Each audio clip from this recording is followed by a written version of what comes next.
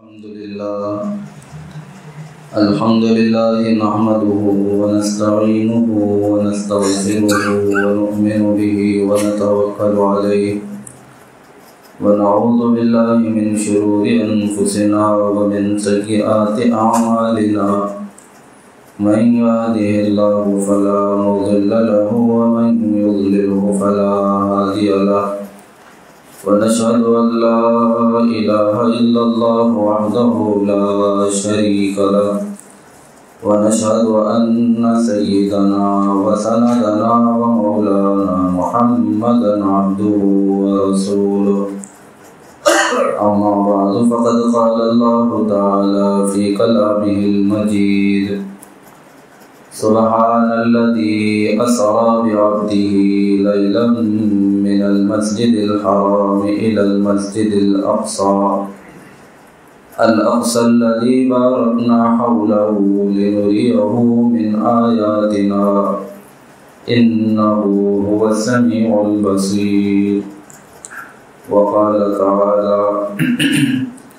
فأوحى إلى عبده ما أوحى ما كذب الفؤاد ما رأى وقال تعالى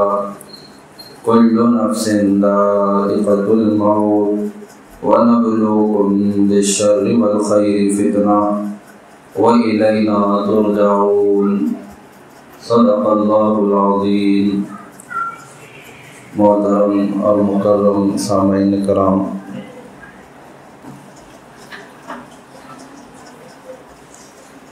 بڑی سرور اور انبساط کا موقع ہے. اس لحاظ سے نبی پاک صلی اللہ علیہ وسلم کے ذکر کے لیے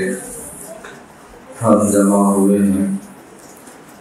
اور یہ موقع کسی نہ کسی وجہ سے لمبے وقت تک کے لیے ہمارے لیے میسر نہ آیا تھا.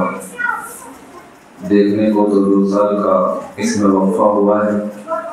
وقت اگر دیکھا جائے تو 3 سال کا گزر چکا ہے کہ نبی پاک صلی اللہ علیہ وسلم کے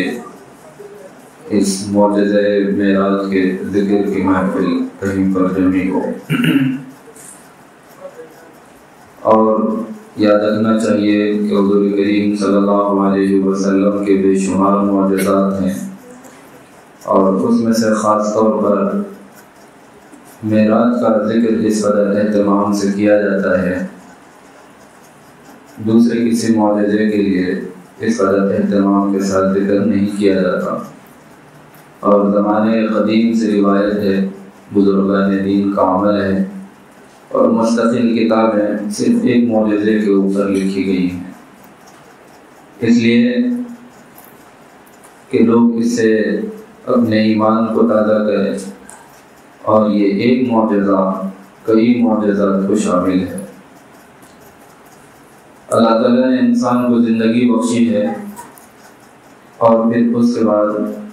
بندے اپنا مقررہ وقت پورا کرنے کے بعد اللہ کی بارگاہ میں پہنچ جائیں گے، تو ہمارے لوٹنے کی جگہ، پھر کر جانے کی جگہ وہ اللہ سبحانہ و تعالیٰ کا دربار ہے، اللہ کی بارگاہ ہے. اس سے پہلے اس دنیا میں اللہ نے ہمیں چند احکامات دیے ہیں، چند کاموں کے کرنے کا اللہ نے حکم دیا ہے، چند باتوں سے اللہ نے ہمیں روکا ہے. اگر بندہ اس کی اطاعت گزاری کو اختیار کرے گا، اس کے احکامات کی پابندی کرے گا، تو کیا اجر و انعام اس کو ملے گا. نیکی کے کرنے پر اور نافرمانی پر کیا عقاب اس پر نازل ہوگا، کس عذاب میں وہ مبتلا ہوگا، کیا اس کی سزا ہوگی. اس کو اللہ سبحانہ و تعالیٰ نے قرآن شریف میں بیان کیا ہے. احادیث شریفہ میں رسول کریم صلی اللہ علیہ وسلم نے وقتاً فوقتاً اس کی طرف انسانوں کی توجہ مبذول کروائی ہے. لیکن اللہ سبحانہ و تعالیٰ نے اسی پر بس نہیں کیا، بلکہ اپنی محبت کے تقاضے کے تحت حضور کریم صلی اللہ علیہ وسلم کو اپنی بارگاہ میں بلایا ہے. اور پھر اس کے بعد اللہ تعالیٰ نے نعمتوں کا مشاہدہ کروایا، اور نافرمانی پر دیے جانے والے عذاب کا مشاہدہ کروایا، تاکہ حضور کریم صلی اللہ علیہ وسلم مشاہدہ کر کر اپنی امت کو سمجھا دے، اور تاکہ امت سمجھ جائے اور گناہوں سے بچ جائے، اس کے لیے بھی یہ واقعہ معراج اہتمام کے ساتھ ذکر کیا جاتا ہے۔ اور پھر کئی ایک پہلو اس واقعے کے ہر پہلو کا احاطہ ایک مجلس میں بالکل بھی ناممکن ہے۔ ادب اور احترام کے ساتھ سنا جائے تو نبی پاک علیہ الصلوۃ والسلام کی محبت دلوں میں پیدا ہوتی ہے۔ اگر ایمانی تقاضے کو پورا کرتے ہوئے سنا جائے تو ایمان کی تازگی کا سبب ہوتا ہے۔ مظلوم اور پریشان حال اپنی پریشانیوں کو دل میں رکھتے ہوئے سنے تو اس کے دل کی تسلی کا سامان ہوتا ہے، اس کے دل کو ایک حوصلہ ملتا ہے، ایمان کی تازگی کا سبب ہے۔ اور بہت ساری وجوہات اس ایک واقعے کی ہے تو تمام کا پہلو ایک مجلس میں انسان کر لے مشکل اور دشوار امر ہے۔ اللہ تعالیٰ نے اس واقعے کو قرآن شریف میں ذکر کیا ہے، حضور کریم صلی اللہ علیہ وسلم نے حدیث شریف میں اس کو بیان کیا ہے۔ اللہ تعالیٰ نے قرآن شریف میں جب اس واقعے کا ذکر کیا تو سورہ بنی اسرائیل کی ابتدا کی آیات میں اللہ نے فرمایا سبحان الذی اسری بعبدہ لیلا من المسجد الحرام الی المسجد الاقصی الذی بارکنا حولہ لنریہ من آیاتنا انہ هو السمیع البصیر۔ پاک ہے وہ ذات جو لے گئی اپنے بندے کو راتوں رات مسجد الحرام سے مسجد الاقصی تک، اور وہ مسجد الاقصی کے جس کے اطراف ہم نے برکتیں رکھی ہیں، اور لے جایا کس لیے گیا؟ لنریہ من آیاتنا، تاکہ ہم ہماری نشانیوں کا مشاہدہ کروائیں، ہماری برکت کی نشانیاں دکھائیں یا قدرت کی نشانیوں کا مشاہدہ حضور کریم علیہ السلام کو کرائیں۔ اس کے لیے یہ سفر معراج ہوا ہے۔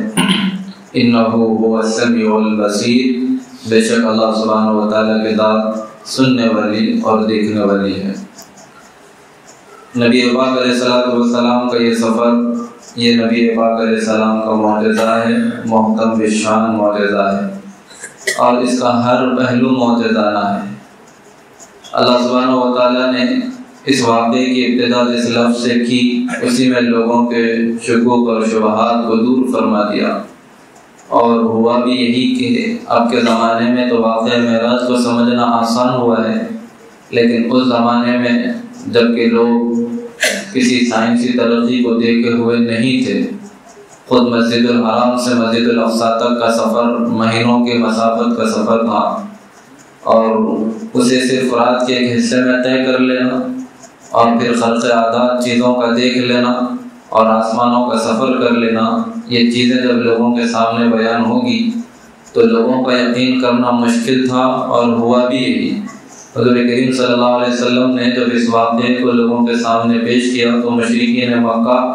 کہنے لگے کہ ایسا کیسے ہو سکتا ہے۔ ایک تو اس پر انہوں نے شک کا اظہار کیا، اور دوسرے خوشی منانے لگے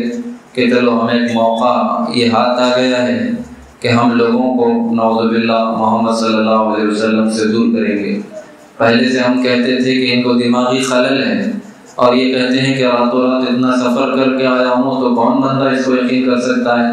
تو لوگ اس بات کو مان لیں گے کہ واقعی کوئی چیز ہے جو محمد صلی اللہ علیہ وسلم نعوذ باللہ ایسی بہکی ہوئی باتیں کرتے ہیں۔ تو اس طرح لوگوں کا یقین کرنا مشکل تھا، شکوک اور شبہات کا پیدا ہونا لازمی تھا، خاص طور پر ان لوگوں کے ذہن میں جو لوگ ابھی اسلام کو قبول نہ کیے ہوں اور جو دشمنی اور اناد میں مبتلا ہوں۔ اللہ تعالیٰ نے جس طرح قرآن شریف کی حقانیت کو بیان کیا تو پورے قرآن شریف کے مطالعے سے پہلے اللہ تعالیٰ نے شک اور شبہات کی نفی کر دی۔ الف لام میم ذالک الکتاب لا ریب فیہ ھدی للمتقین، اس کتاب کو پڑھو، اس سے ہدایت حاصل کرو، یہ متقیوں کے لیے ہدایت ہے۔ کیسی کتاب ہے؟ اللہ نے کہا کہ اس کے اندر کوئی شک نہیں ہے، اس کے اندر کوئی ریب نہیں ہے، اس کے اندر تردد کچھ بھی نہیں ہے، یہ اللہ کا نازل کیا ہوا کلام ہے، یہ بالکل حق بات ہے۔ تو اللہ تعالیٰ نے پورے کلام شریف سے پہلے اس کی حقانیت کو واضح کیا، اسی طرح واقعہ معراج کو اللہ نے بیان کیا تو شکوک اور شبہات کا ازالہ اللہ نے پہلے کر دیا۔ اس واقعے کو سن کر، اس معجزے کو سن کر شک میں مبتلا نہ ہونا، اس لیے کہ سبحان الذی اسری بعبدہ، پاک ہے وہ ذات جو لے گئی اپنے بندے کو۔ تو اللہ کی ذات پاک ہے، کن چیزوں سے پاک ہے؟ اللہ ہر کمی سے پاک ہے، ہر عیب سے پاک ہے، ہر نقص سے پاک ہے، ہر کمی سے اللہ تعالیٰ پاک ہے۔ قدرتوں والے ہیں، طاقتوں والے ہیں، اللہ کا حکم نافذ ہوتا ہے، جو اللہ چاہتے ہیں وہ کرتے ہیں۔ اللہ کی مرضی اور ارادے سے سب کچھ ہو سکتا ہے، جو اللہ چاہتے ہیں وہ ہوتا ہے، جس کے ساتھ چاہتے ہیں وہ ہوتا ہے۔ تو اللہ تعالیٰ نے کہا کہ یہ ہمارا کرایا ہوا سفر ہے، تو اللہ تعالیٰ کی قدرت سے باہر نہیں ہے کہ ایک بندے کو اللہ منتخب کرے اور آسمانوں پر بلائیں، جو وہ چاہیں دکھائیں، تو اللہ کے لیے ناممکن نہیں، اللہ کر سکتے ہیں۔ اس طرح سے اللہ تعالیٰ نے سب سے پہلے ذہنوں کو صاف کیا ہے، پاک ہے وہ ذات جو لے گئی اپنے بندے کو۔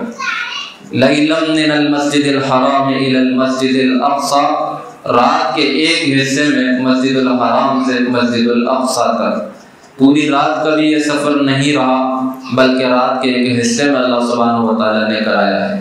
اگر پوری رات لگتی تب بھی ایک لمبا وقت ہوتا، اور ایک لمبے وقت میں کسی ایک جگہ سے دوسری جگہ جانا اب کے زمانے میں تو ممکن ہو چکا ہے، اگرچہ کہ اس زمانے میں ممکن نہ رہا ہو، لیکن حضور کریم صلی اللہ علیہ وسلم کا یہ معجزہ اس وقت بھی معجزہ تھا، اب بھی معجزہ ہے، قیامت تک یہ معجزہ ہی شمار ہوگا کہ کوئی ایسا کام قیامت تک کر ہی نہیں سکتا، کوئی ایسا سفر قیامت تک کر ہی نہیں سکتا۔ اللہ تعالیٰ نے کہا کہ یہ مسافت طے ہوئی، یہ پورا سفر مکمل ہوا، اور رات کے ایک حصے میں ہوا جتنا کہ اللہ سبحانہ و تعالیٰ نے چاہا ہے، بلکہ روایات میں آتا ہے اللہ نے وقت کو روک دیا اور پورا واقعہ ہوا ہے۔ نبی پاک علیہ الصلوۃ والسلام تشریف لائے ہیں تو آپ کے حجرہ مبارکہ کی وہ کیواڑ ویسے ہی ہل رہی تھی جس طرح کے چھوڑ کر آپ اس کو گئے تھے۔ تو اللہ تعالیٰ نے کہا کہ ہم لے گئے ہیں اپنے بندے کو رات کے ایک حصے میں، کہاں سے کہاں تک؟ من المسجد الحرام الى المسجد الاقصی، سب سے پہلے یہ سفر ہوا ہے مسجد الحرام سے مسجد الاقصی تک۔ الذی بارکنا حولہ لنریہ من آیاتنا،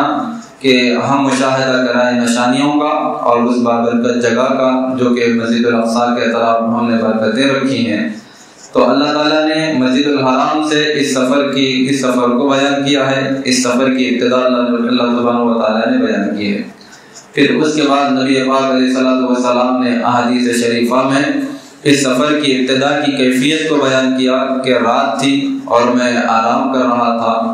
بعض روایات میں یہ نبی پاک علیہ الصلوۃ والسلام سے منقول ہے کہ آپ اپنی پھوپھی کے مکان میں تشریف فرما تھے، وہاں پر آپ آرام فرما رہے تھے۔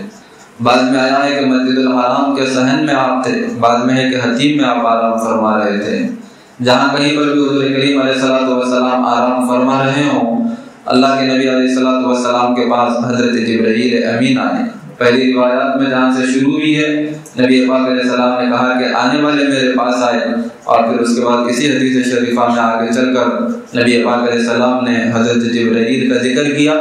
گویا کہ ابتدا میں آئے حضرت جبرائیل علیہ السلام فرشتوں کی ایک جماعت کے ساتھ، اور پھر اس کے بعد نہایت ہی ادب اور احترام کے ساتھ نبی پاک علیہ الصلوۃ والسلام کو انہوں نے نیند سے بیدار فرمایا،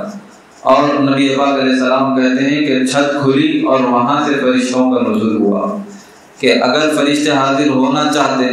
تو یہ تو سلسلہ نبی پاک علیہ الصلوۃ والسلام کے لیے روز کا معمول تھا کہ حضرت جبرائیل علیہ السلام وحی لے کر نبی پاک علیہ السلام کے پاس آیا کرتے تھے، لیکن ہر وقت ایسا نہیں ہوا ہے کہ چھت پھاڑ کر جبرائیل امین آئے ہوں یا کسی اور اچھندے طریقے سے تشریف لائے ہوں، بلکہ جو ان کا طریق تھا، جو معمول تھا، اس طرح سے وحی کا نزول ہوتا۔ لیکن اس واقعے میں جبرائیل امین فرشتوں کے ساتھ جو آئے ہیں تو نبی پاک علیہ السلام کہتے ہیں کہ چھت کھلی اور پھر وہاں سے فرشتوں کا نزول ہوا، گویا کہ نبی پاک علیہ السلام کو بھی یہ بتا دیا گیا کہ جو واقعہ آپ کے ساتھ پیش آنے والا ہے ایک خرق عادات ہے اور خلاف معمول آپ کے ساتھ کچھ ہونے والا ہے۔ اور پھر اس کے بعد جبرائیل امین نے نبی پاک علیہ السلام کو نیند سے بیدار فرمایا اور وہاں سے آب زمزم کے کنویں کے پاس آپ کو لایا گیا، اور وہاں پر پھر ایک معجزے کا ظہور ہوا۔ حضور کریم صلی اللہ علیہ وسلم ارشاد فرماتے ہیں کہ میرے سینے کو چاک کیا گیا اور میرا دل نکالا گیا اور آب زمزم سے اسے دھویا گیا، اور فرشتوں نے جو چیز اپنے ساتھ لائی تھی، نور اور اللہ سبحانہ و تعالیٰ کی طرف سے حکمتیں اور جو اللہ سبحانہ و تعالیٰ نے بھیجا ہے، ان چیزوں سے اس دل کو بھر دیا گیا، اور پھر اس کے بعد دل دوبارہ اپنی جگہ پر رکھ کر میرا سینہ دوبارہ سی دیا گیا۔ تو حضور کریم صلی اللہ علیہ وسلم کا یہ معجزہ ہے اور ہر ہمیشہ کے لیے معجزہ ہے۔ اس سے پہلے کسی انسان کو یہ تصور نہیں ہو سکتا تھا کہ کسی انسان کا دل نکالا جائے اور پھر اس کے بعد دوبارہ رکھ دیا جائے اور اس کی زندگی باقی بھی رہ سکے۔ حضرت عیسیٰ علیہ السلام کے معجزوں میں آتا ہے کہ اگر وہ پھونک مار دیتے یا ہاتھ پھیر دیتے تو مادرزاد جو اندھا اور نابینا ہوتا، یعنی ماں پیٹ کے جو نابینا پیدا ہوتا، وہ بھی بینا ہو جاتا، آنکھ والا ہو جاتا، دیکھنے والا ہو جاتا۔ لیکن وہاں پر یہ ذکر نہیں ہے کہ آنکھ کو نکالا جاتا یا پھر اس کے بعد کچھ اور طرح کا طریق ہوتا ہو، اس کے بعد آنکھ اچھی ہو جاتی، بلکہ آنکھ وہیں پر ہوتی اور حضرت عیسیٰ علیہ السلام کے معجزے کا ظہور ہوتا اور وہ نابینا دیکھنے والا اور بینا ہو جاتا۔ لیکن حضور کریم صلی اللہ علیہ وسلم کے ساتھ جو معجزہ ہوا ہے وہ یہ کہ آپ کے قلب مبارک کو نکالا گیا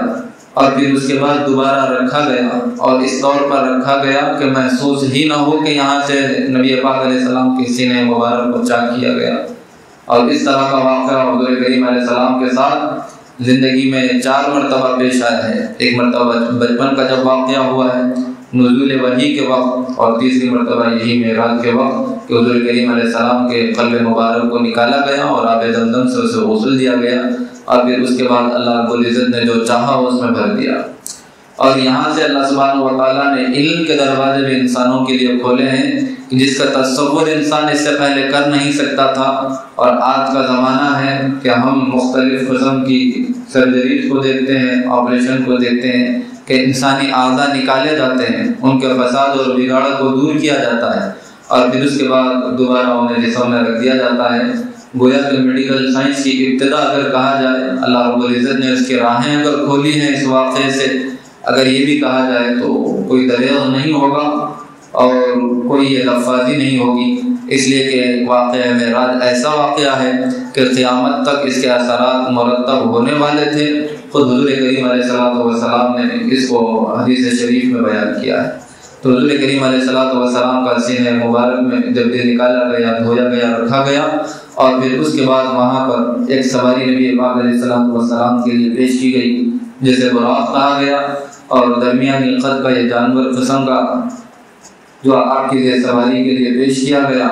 اس کے بارے میں نبی پاک علیہ السلام نے کہا کہ جب میں اس پر سوار ہونے لگا وہ کچھ شوخی کرنے لگا، بدکنے لگا۔ حضرت جبرائیل امین نے کہا کہ اس شوخی کی کوئی ضرورت نہیں ہے، بدکنے کی کوئی ضرورت نہیں ہے، بلکہ یہ اللہ کے پیغمبر اور اللہ کے رسول تم پر سوار ہو رہے ہیں۔ اور جبرائیل امین کے کہنے کے بعد وہ خاموش ہو گیا اور نبی پاک علیہ السلام اس پر سوار ہوئے ہیں۔ اور اس کی رفتار کی کیفیت حضور کریم علیہ السلام نے بیان کی کہ اس کی نگاہ جہاں پر پڑتی اس کا قدم وہاں پر پڑتا۔ اس قدر سرعت کے ساتھ، تیز رفتاری کے ساتھ اس نے نبی پاک علیہ السلام کو آگے کے مراحل طے کرائے، اور جب آگے نبی پاک علیہ السلام کا سفر شروع ہوا ہے تو مختلف مقامات پر حضرت جبرائیل امین نے نبی پاک علیہ السلام کو اتارا ہے اور وہاں پر آپ سے نماز پڑھائی ہے، اور ان بستیوں کے بارے میں، ان کی برکتوں کے بارے میں، وہاں کے نشانیوں کو حضرت جبرائیل امین نے نبی پاک علیہ السلام کے سامنے بیان کیا۔ مسجد الحرام سے جب آپ نکلے ہیں تو سب سے پہلے آپ کو یثرب لے جایا گیا، جہاں پر نبی پاک علیہ السلام ہجرت کر کر تشریف لے جانے والے تھے۔ کھجوروں کی بستی جسے کہا گیا کہ وہاں پر جبرائیل امین نے نبی پاک علیہ السلام سے کہا کہ یہاں پر آپ نماز پڑھیے، اور یہ وہ علاقہ ہے جہاں پر آپ کو ہجرت فرما کر آنا ہے۔ اور پھر اس کے بعد وہاں پر نماز کی ادائیگی کے بعد حضرت جبرائیل امین نے آگے کا اور سفر طے کرایا، اور ایک جگہ پر آپ کا گزر ہوا وہ ہے طور، وہاں پر بھی نبی پاک علیہ السلام سے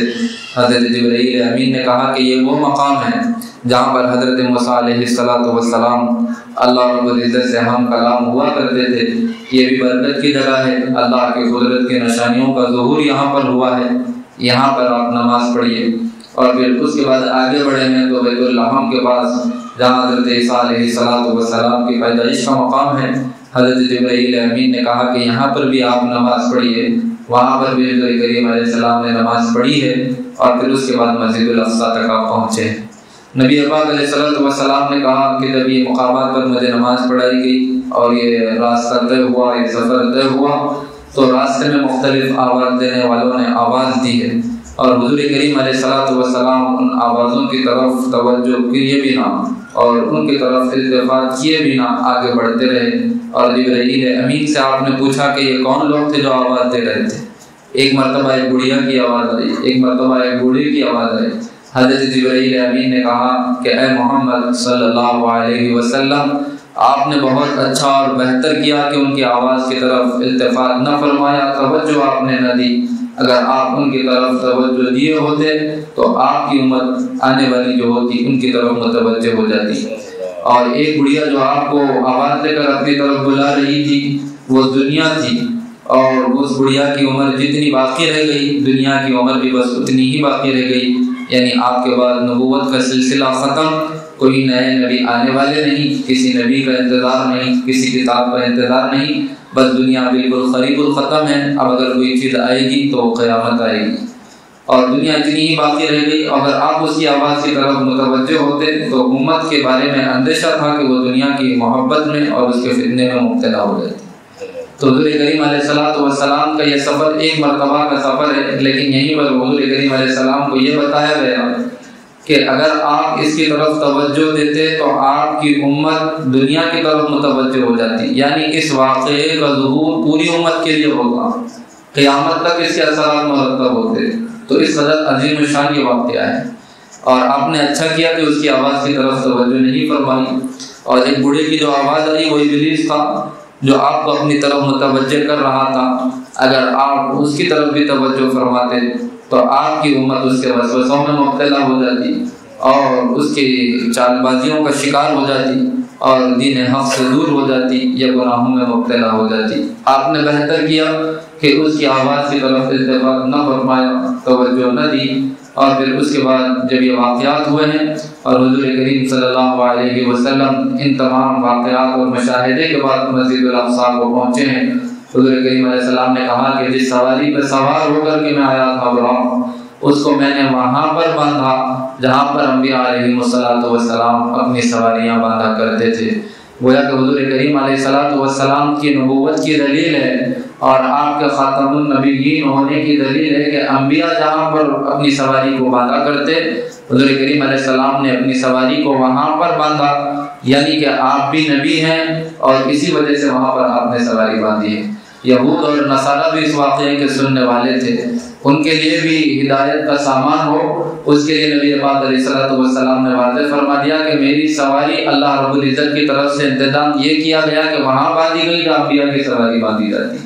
تو گویا کہ میری نبوت کا انکار کر کر، میری رسالت کا انکار کر کر تم کبھی بھی کامیاب نہیں ہو سکو گے، ہدایت کو نہیں پا سکو گے، اس لیے کہ اللہ نے مجھے نبی منتخب کیا ہے، اور ایسے نبی کہ حضور کریم علیہ السلام فرماتے ہیں کہ جب میں یہ باندھ کر مسجد الاقصیٰ میں داخل ہوا ہوں تو وہاں پر ایک جم غفیر کو میں نے دیکھا ہے، لوگوں کی ایک بڑی تعداد کا میں نے مشاہدہ کیا ہے، اور وہیں پر ایک گوشے میں جبرائیل امین نے مجھے اشارہ کیا اور میں اس طرف متوجہ ہوا تو جنت کی حوریں وہاں پر تھی، ان کی طرف مجھے بھیجا گیا۔ اور پھر اس کے بعد نبی پاک علیہ السلام مسجد میں داخل ہوئے ہیں اور وہاں پر تمام لوگ نبی پاک علیہ السلام کے آنے سے پہلے سب باندھ کر کھڑے ہوئے۔ حضور کریم علیہ السلام نے کہا کہ میں بھی اسی انتظار میں تھا کہ کسے امامت کے لیے آگے بڑھایا جاتا ہے، لیکن جبرائیل امین نے میرا ہاتھ پکڑا اور امامت کے مسلح پر مجھے آگے بڑھا دیا، اور میں نے ان تمام لوگوں کی امامت کی جو کہ حضرات انبیاء علیہ السلام تھے۔ حضور کریم علیہ السلام کو اعزاز بخشا گیا، اور آپ کو جو امام الانبیاء کہا جاتا ہے وہ اسی واقعے معراج میں مسجد الاقصیٰ میں انبیاء کی امامت کی وجہ سے کہا جاتا ہے۔ اللہ تعالیٰ نے ہر ایک کے سامنے، ہر نبی کے سامنے آپ کے وجوب مقامی کو بیان کیا اور ظاہر کیا کہ حضور کریم علیہ الصلوۃ والسلام سب کے سردار ہیں، سب کے امام ہیں، اور قرآن مقدس میں اللہ سبحانہ و تعالیٰ نے ذکر کیا ہے کہ آپ کی نبوت کا عہد ہم نے ہر نبی سے لیا ہے جو آپ سے پہلے اس دنیا میں تشریف لائے ہیں، کہ اگر تمہارے زمانے میں نبی آخر الزمان کا ظہور ہو تو پھر تم ان پر ایمان لانا اور ان کی تائید کرنا۔ تو نبی آخر الزمان ہیں کون؟ اس کا مشاہدہ انبیاء علیہ السلام کو اللہ تعالیٰ نے اس واقعہ معراج کے ذریعے اس رات میں کرایا کہ دیکھو یہ تمہارے امام ہیں، یہ نبی آخر الزمان ہیں، یہ تمہارے امام ہیں، اور ان کی امامت میں اللہ سبحانہ و تعالیٰ نے انبیاء علیہ السلام کو نماز پڑھوائی اور حضور کریم علیہ السلام کی امامت کو تمام انبیاء علیہ السلام کے سامنے واضح فرمایا۔ اور جب نماز کا اختتام ہوا ہے اور حضور کریم علیہ السلام بیان فرماتے ہیں کہ یہاں پر پھر اس کے بعد خطبہ ارشاد ہوئے، نبی پاک علیہ السلام نے خطبہ دیا، اور نبی پاک علیہ السلام سے پہلے تمام انبیاء علیہ السلام، خاص طور پر جلیل القدر جن انبیاء کا ذکر قرآن شریف میں آیا ہے، ان کے حمد و ثنا جن الفاظ میں ہوئی ہے حضور کریم علیہ السلام نے اس کو بیان کیا ہے، اور اخیر میں نبی پاک علیہ السلام نے اللہ کی حمد و ثنا بیان کی اور اپنا تعارف ان کے سامنے پیش کیا کہ تمام تعریف اس اللہ کے لیے ہے جس نے مجھے نبی اور رسول بنایا، تمام لوگوں کی ہدایت کے لیے مجھے دنیا میں مبعوث فرمایا، اور اللہ نے مجھے خاتم النبیین بنایا، یعنی میرے بعد اب کوئی نئے نبی اس دنیا میں تشریف لانے والے نہیں ہیں۔ اور پھر اس کے بعد آپ مسجد سے باہر نکلے ہیں تو 3 پیالے آپ کے سامنے پیش کیے گئے، اور پھر اس کے بعد ان 3 پیالوں میں سے نبی پاک علیہ السلام نے ایک پیالے کو منتخب فرمایا۔ وہ 3 پیالے جو حضور کریم علیہ السلام کے سامنے پیش کیے گئے، روایات میں آتا ہے ایک میں شراب، دوسرے میں شہد اور تیسرے میں دودھ تھا۔ حضور کریم علیہ السلام نے دودھ کو نوش فرمایا، اور اس کے بعد جبرائیل امین نے کہا کہ آپ نے بہتر کیا اور عین فطرت کو آپ نے اختیار کیا۔ دین فطرت جس طرح اللہ سبحانہ و تعالیٰ نے حضور کریم علیہ السلام کو عنایت فرمایا، اسی فطرت کے تقاضے کے تحت حضور کریم علیہ السلام نے بالکل درست چیز کو وہاں پر منتخب فرمایا۔ یہاں پر بھی جبرائیل امین نے کہا کہ اگر آپ شراب کا انتخاب فرماتے یا اگر آپ شہد کا انتخاب فرماتے تو دونوں صورتوں میں آپ کی امت کے بارے میں یہ اندیشہ تھا کہ وہ لہو لاڑی میں مبتلا ہو جاتی یا آخرت کو بھلا بیٹھتی اور فطرت پر باقی نہ رہتی۔ آپ نے بہتر کیا اور آپ نے فطرت کو اختیار فرمایا۔ تو یہاں پر بھی اس جملے سے جبرائیل امین کے یہ واضح ہوتا ہے کہ حضور کریم علیہ السلام کے اس معجزے کا اثر اور اس معجزے کے برکات کا ظہور پوری امت کے لیے ہونا تھا، قیامت تک آنے والے انسانوں کے لیے ہونا تھا۔ اگر وہاں پر حضور دودھ کے پیالے کی جگہ کچھ اور منتخب فرما لیتے تو ہماری طبیعتوں کا میدان کسی اور طرف ہوگا۔ اس بات کی گواہی حضرت جبرائیل امین نے دی ہے۔ تو نبی پاک علیہ السلام نے وہاں پر دودھ کا انتخاب فرمایا، اور پھر اس کے بعد حضور کریم علیہ السلام فرماتے ہیں میرے لیے اس کے بعد ایک دوسری سواری کا انتظام کیا گیا، اور وہ سواری پر میں سوار ہوا جسے معراج کہا جاتا ہے، اور عربی میں ویسے معراج سیڑھی کے معنی میں آتا ہے، اور سیڑھی ہمارے ذہنوں میں اب سیڑھی کے مختلف مفہوم ہیں۔ جس طرح سے اوپر جانے کے لیے منزلوں کے لیے ہم استعمال کرتے ہیں وہ لفٹ، وہ بھی ایک سیڑھی کی قسم ہے، یا برقی آلات کے ذریعے سے چڑھنے والی یہ بھی سیڑھی ہی کہلاتی ہے۔ تو مختلف قسم کے نام، مختلف قسم کی صورتیں ہمارے ذہن میں آتی ہیں، لیکن وہ کس طرح کی سیڑھی رہی ہو، لیکن ایسی ضرور تھی کہ جس پر تشریف رکھنا اور اس کے ذریعے سے آگے کا سفر کرنا یہ ایک انسان کے لیے مناسب ہو اور آسان ہو، کس طرح کی یہ سیڑھی تھی، اور اسی سیڑھی کی وجہ سے اور بلندیوں کے سفر کی وجہ سے اس کا نام معراج پڑا ہے۔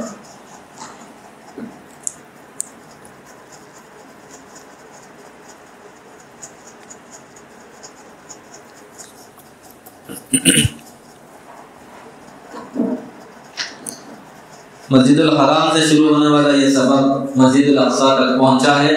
اور اس کا نام اللہ سبحانہ و تعالیٰ نے اس طرح کہا سبحان الذی اسری بعبدہ، یعنی رات میں چلانا، ایک جگہ سے دوسرے مقام تک پہنچانا۔ تو مسجد الحرام سے لے کر مسجد الاقصی تک کے سفر کو سفر اسرا کہا جاتا ہے، اور یہاں سے جب آسمانوں میں صعود ہوا اور آپ کو بلند کیا گیا اور سیڑھی آپ کے لیے پیش کی گئی تو اسے سفر معراج کہا جاتا ہے۔ اور جبرائیل امین آپ کے ساتھ ہیں اور اس سیڑھی پر آپ سوار ہوئے ہیں اور آسمانوں کی طرف آپ کو بلند کیا گیا،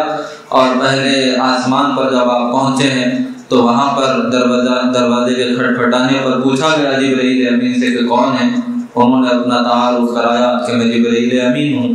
اور پھر اس کے بعد ان سے پوچھا گیا کہ آپ کے ساتھ کون ہیں؟ انہوں نے کہا کہ محمد رسول اللہ صلی اللہ علیہ وسلم ہیں۔ پھر وہاں کے نگہبان فرشتے کی طرف سے سوال ہوا کیا انہیں بلایا گیا ہے؟ تو حضرت جبرائیل امین نے کہا کہ ہاں بلایا گیا ہے۔ اس کے بعد اس فرشتے نے دروازہ کھولا اور آپ کا استقبال فرمایا اور کہا کہ آپ کا آنا بہت ہی مبارک ہو اور آپ کے لیے تحیات ہوں اور سلامتی ہو۔ حضور کریم صلی اللہ علیہ وسلم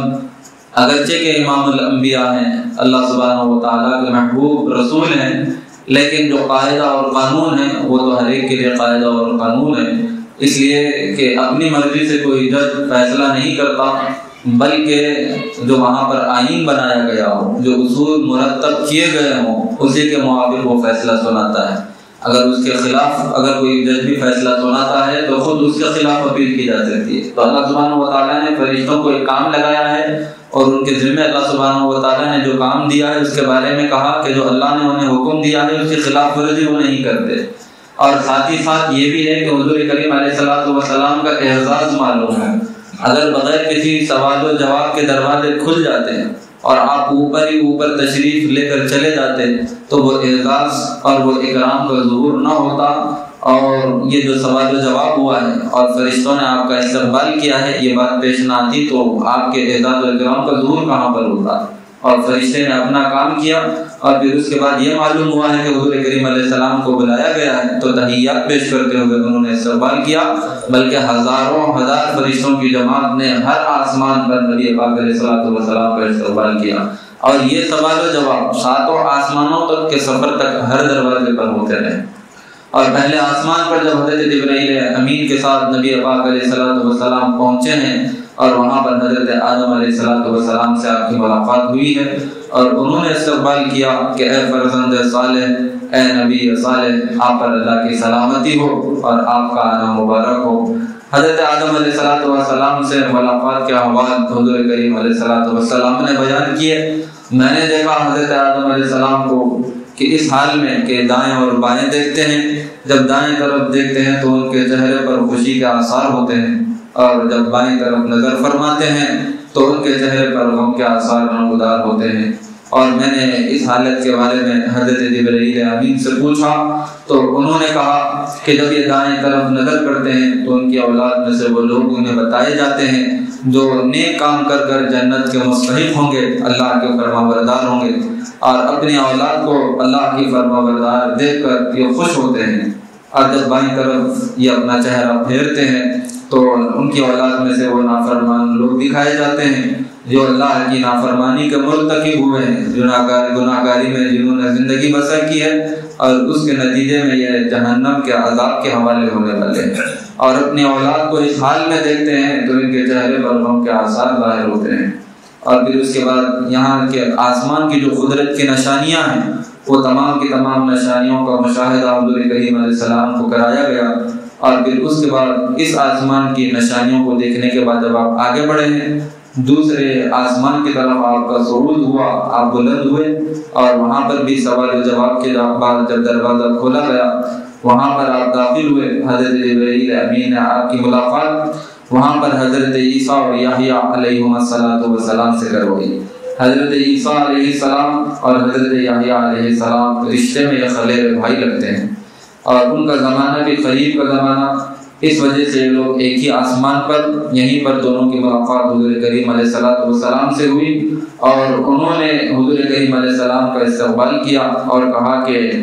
ہمارے نیک اور صالح بھائی کے لیے استقبال ہو جو اللہ کے منتخب بندے اور نبی ہیں۔ چونکہ حضرت عیسیٰ علیہ السلام اور حضرت یحییٰ علیہ السلام یہ بنی اسرائیل کے انبیاء میں سے ہیں، اور نبی پاک علیہ السلام کی جو نسل اوپر تک ہے وہ حضرت اسماعیل علیہ السلام سے چلتی ہوئی آئی ہے، تو یہ فرزند کا لفظ یہاں پر استعمال نہیں ہوا، بلکہ حدیث شریف میں آیا ہے کہ انہوں نے کہا کہ ہمارے بھائی کے لیے استقبال ہو، تحیات اور سلامتی ہو۔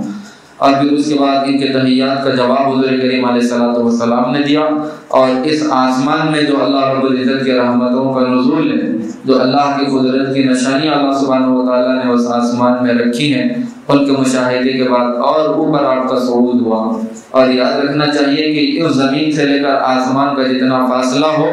وہ ابھی تک تو طے نہیں کیا جا سکا، نہ اس کا اندازہ لگایا جا سکا ہے۔ تو ہر آسمان میں اسی قدر فاصلہ ہے، ایسے نہیں کہ ایک آسمان سے دوسرے آسمان کا فاصلہ کم ہو، بلکہ پہلے آسمان سے دوسرے آسمان تک کا فاصلہ اسی طرح سے سمجھا جائے جس طرح سے کہ زمین سے لے کر کے آسمان تک کا فاصلہ ہو، اور دوسرے سے تیسرے، تیسرے سے چوتھے آسمان تک اسی قدر فاصلوں کے ساتھ یہ سفر طے ہوا ہے۔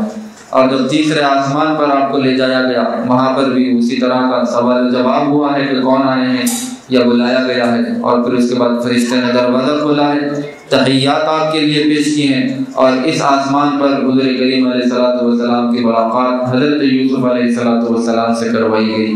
اور پھر اس کے بعد اور آپ آگے بڑھے ہیں، اس سے آگے والے آسمان پر، وہاں پر حضرت ادریس علیہ الصلوۃ والسلام سے ملاقات ہوئی، اور پھر آگے بڑھے ہیں تو 5ویں آسمان پر حضرت ہارون علیہ السلام سے ملاقات ہوئی، اور 6ویں آسمان پر حضرت موسیٰ علیہ السلام سے، اور 7ویں آسمان پر حضرت ابراہیم علیہ السلام سے حضور کریم علیہ السلام کی ملاقات ہوئی۔ اور ہر آسمان پر جس نبی سے نبی پاک علیہ السلام کی ملاقات ہوئی ہے، ہر ایک نے آپ کے لیے تحیات پیش کیے ہیں، آپ کے لیے سلامتی کی دعائیں دی ہیں، اور انبیاء علیہ السلام کے ساتھ اس آسمان پر جو اللہ کے منتخب فرشتے ہیں ہزاروں ہزار کی تعداد میں، یعنی جن کی گنتی ہم کو معلوم نہیں، اتنے فرشتوں نے حضور کریم علیہ السلام کا استقبال فرمایا۔ اور پھر اس کے بعد ہر آسمان کی جو نشانی ہے قدرت کی، نبی پاک علیہ السلام نے اس کا مشاہدہ فرمایا۔ اور پھر اس کے بعد جو نورانی ماحول ہے، ایک سے ایک آگے بڑھتے جانے کے ساتھ اس نورانی کیفیت اور نورانی ماحول میں اضافے سے اضافہ ہی ہوتا چلا گیا ہے۔ اور آخر میں حضرت ابراہیم علیہ السلام سے جب ملاقات ہوئی ہے اور انہوں نے تحیات پیش کیے ہیں کہ اے فرزند صالح، تم پر سلامتی ہو، تمہارا آنا مبارک ہو، حضرت نبی پاک علیہ السلام نے آپ کی تحیات کا جواب دیا، اور حضرت ابراہیم علیہ السلام سے ملاقات کی کیفیت نبی پاک علیہ السلام نے بیان کی کہ وہ سہارا لگائے بیٹھے ہوئے تھے، اور بیت المعمور کے پاس ان کا ٹھکانہ ہے، وہاں پر کی کیفیت نبی پاک علیہ السلام نے بیان کی کہ جہاں پر دنیا میں کعبہ ہے، اس کے عین آسمانوں میں اوپر اللہ سبحانہ و تعالیٰ کا یہ اصل گھر ہے، جہاں پر روزانہ 70,000 فرشتے اللہ کی عبادت میں مصروف ہوتے ہیں اور اس کا طواف کرتے ہیں۔ اور جب کوئی ایک مرتبہ فرشتہ وہاں پر داخل ہوتا ہے تو پھر قیامت تک دوبارہ اس کی باری نہیں آتی کہ وہ اس مکان میں داخل ہو یا اس کا طواف کر سکے۔ تو اس سے فرشتوں کی تعداد کا بھی اندازہ ہوتا ہے کہ کس قدر زیادہ تعداد میں اللہ نے فرشتے بنائے ہیں، اور جو ہر وقت اس کی تسبیح بیان کرتے ہیں اور اس کی عبادت میں مصروف ہیں۔ اور پھر اس کے بعد حضرت ابراہیم علیہ السلام سے جہاں پر نبی پاک علیہ السلام کی ملاقات ہوئی ہے، وہاں پر نبی پاک علیہ السلام نے کہا کہ سدرۃ المنتہا ہے، جہاں پر بیری کا درخت، اور حضرت ابراہیم علیہ السلام جس سے سہارا لگائے بیٹھے ہوئے تھے، اور اسی کے بارے میں قرآن شریف میں کہا گیا کہ عند سدرۃ المنتہا عندها جنۃ المأوى اذ یغشی السدرۃ ما یغشی ما زاغ البصر وما طغى لقد رأى من آیات ربه الکبریٰ۔ اللہ سبحانہ و تعالیٰ نے سورہ نجم میں اس کو بیان کیا ہے کہ آسمانوں میں جب نبی پاک علیہ السلام کا صعود ہوا اور 7ویں آسمان میں ابراہیم علیہ السلام کو آپ نے دیکھا، سدرۃ المنتہا، سدرہ کہتے ہیں عربی میں بیری کو، تو بیری کی طرح کا یہ درخت تھا، اور اس کے پتوں کی کیفیت اور اس کے پھل کی کیفیت نبی پاک علیہ السلام نے بیان کی کہ جس طرح ہاتھی کے کان ہو اس قدر بڑے اس کے پتے، اور اس کے پھل اس سے بھی زیادہ بڑے نبی پاک علیہ السلام نے بیان کیے ہیں۔ اور وہاں پر جو چیز اس کو ڈھانپ لی وہ چیز اس کو ڈھانپ لی۔ اللہ سبحانہ و تعالیٰ نے کہا کہ جو چیز اللہ کی طرف سے طے کی گئی ہے کہ اسے ڈھانپ لے، اس چیز نے اسے ڈھانپ لیا، یعنی اللہ کے رحمتوں کا وہاں پر نزول ہوتا ہے، اور اللہ کے احکامات جو عرش سے نازل ہوتے ہیں وہ وہاں پر نازل ہوتے ہیں، اور پھر اس کے بعد فرشتے وہاں سے جبرائیل امین اسے لیتے ہیں، اور ہر فرشتے کی ذمہ داری میں جو چیز ہو اسے تقسیم فرما دیتے ہیں۔ گویا کہ حد فاصل ہے اور ایک بارڈر ہے آسمانوں میں جہاں پر فرشتوں کا صعود ہوتا ہے، اور اس کے آگے جبرائیل امین کی بھی رسائی نہیں۔ اور وہاں سے آگے کا جو سفر ہوا ہے، نبی پاک علیہ الصلوۃ والسلام نے جبرائیل امین سے کہا کہ کیا تم میرے ساتھ نہیں چلو گے؟ جب جبرائیل امین نے کہا کہ اے محمد صلی اللہ علیہ وسلم، اس کے آگے آپ کا سفر ہے، آپ کا مقام ہے، آپ تشریف لے جائیں۔ نبی پاک علیہ الصلوۃ والسلام نے کہا کہ جبرائیل یہ کیسی بات ہوئی کہ وہاں تک جاؤ، یہاں تک تم سفر میں ساتھ رہے اور عین سفر میں ساتھ چھوڑ دو۔ تو جبرائیل امین نے کہا کہ اے محمد صلی اللہ علیہ وسلم، یہ میری انتہا ہے، یہ میرا آخری مقام ہے، اگر میں اس سے ایک بال برابر بھی آگے بڑھوں گا تو اس کے بعد کا جو عالم ہے، جو اللہ کے انوارات کی تجلی ہے، اسے میں برداشت نہیں کر سکوں گا اور جل کے بھسم ہو جاؤں گا۔ اس کے آگے آپ کو بلایا گیا ہے، اب آپ کی تشریف لے جائیں۔ اور یہیں پر اللہ تعالیٰ نے کہا کہ انتہا جنت المأویٰ، یعنی نیک لوگوں کی روحوں کا ٹھکانہ ہے۔ یا اللہ سبحانہ و تعالیٰ جو جنت عطا فرمائیں گے وہ جنت یہاں پر ہے، اس کا بھی مشاہدہ حضور کریم علیہ الصلوۃ والسلام کو کرایا گیا، اور پھر جہنم کا مشاہدہ، مختلف عذابات آپ کو بتائے گئے، اور پھر اس کے بعد آپ آگے بڑھے ہیں تو پھر یہاں پر کوئی ساتھ نہیں، اور نبی پاک علیہ الصلوۃ والسلام یہاں سے آگے ہی آگے بڑھتے رہے۔ تو نبی پاک علیہ الصلوۃ والسلام نے جو یہاں کے سفر کی کیفیت کو بیان کیا ہے، بعض روایات میں آتا ہے کہ 70,000 نور کے جو پردے تھے وہ ایک ایک کر اٹھائے گئے، اور پھر اس کے بعد آپ آگے ہی آگے بڑھتے رہے، اور ہر نور کا پردہ جب اٹھتا تو آپ کا استقبال کیا جاتا، اور آپ کو یہ صدا، یہ آواز سنائی دیتی کہ اے محمد صلی اللہ علیہ وسلم، آپ کے آنا مبارک ہو اور آپ کا استقبال ہے، آپ پر اللہ کی سلامتی ہو اور آپ آگے بڑھتے ہی رہیے۔ تو 70,000 نور کے پردے اٹھائے گئے، اور حضور کریم علیہ الصلوۃ والسلام کو اللہ سبحانہ و تعالیٰ نے اپنے عرش پر بلایا ہے، اور ملاقات کی کیفیت اللہ سبحانہ و تعالیٰ نے قرآن شریف میں بیان کی کہ وقاب قوسین او ادنیٰ، کہ حضور کریم علیہ الصلوۃ والسلام سے جو اللہ کی ملاقات ہوئی ہے تو تیر کے جو کمان ہوتا ہے اس کے جو کنارے جتنے دور رہتے ہوں وہ یا اس سے بھی کمی کا فاصلہ